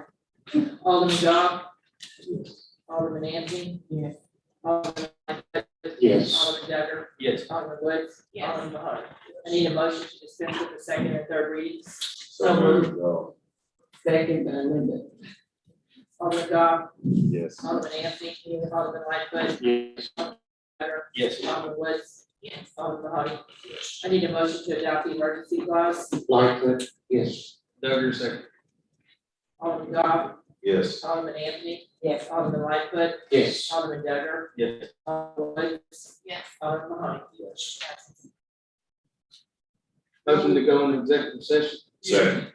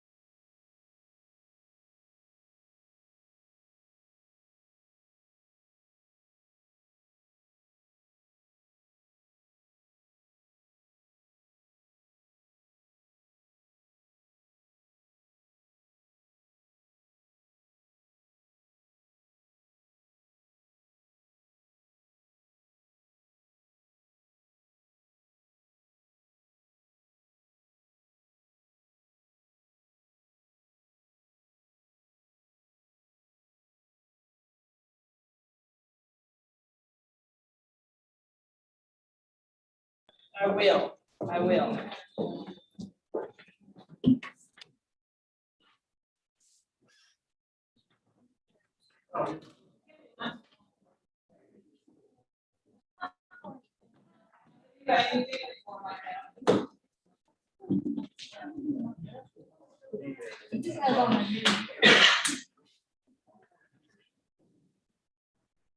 You got your best.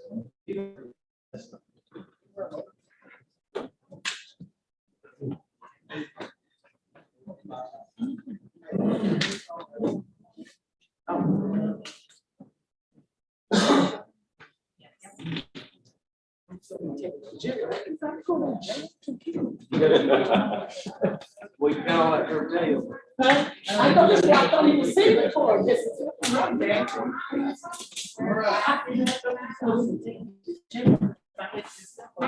Yeah, I took pictures. Send it to your church. Okay, we have two full-time animal control officers. Be set the next year. 15, 11, and 13, 11.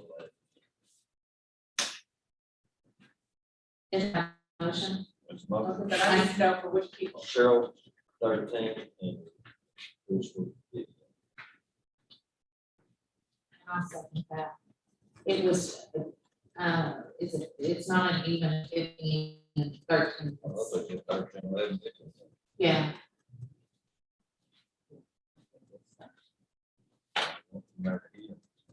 Just saying. I'll second.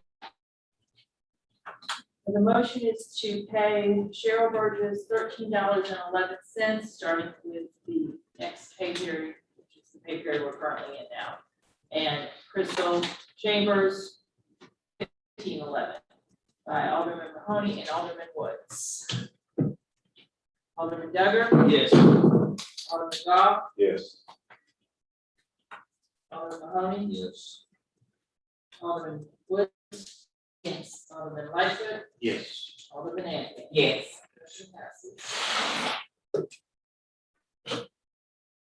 Do we need to, and I'm sorry, it's been a long day, I'm asking this a little bit late, but also put in there to move her from part-time to full-time, does that need to be included?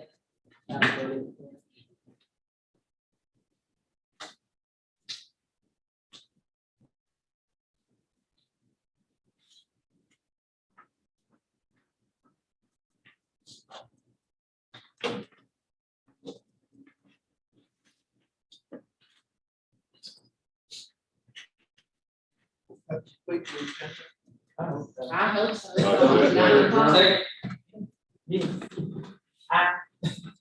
Aye.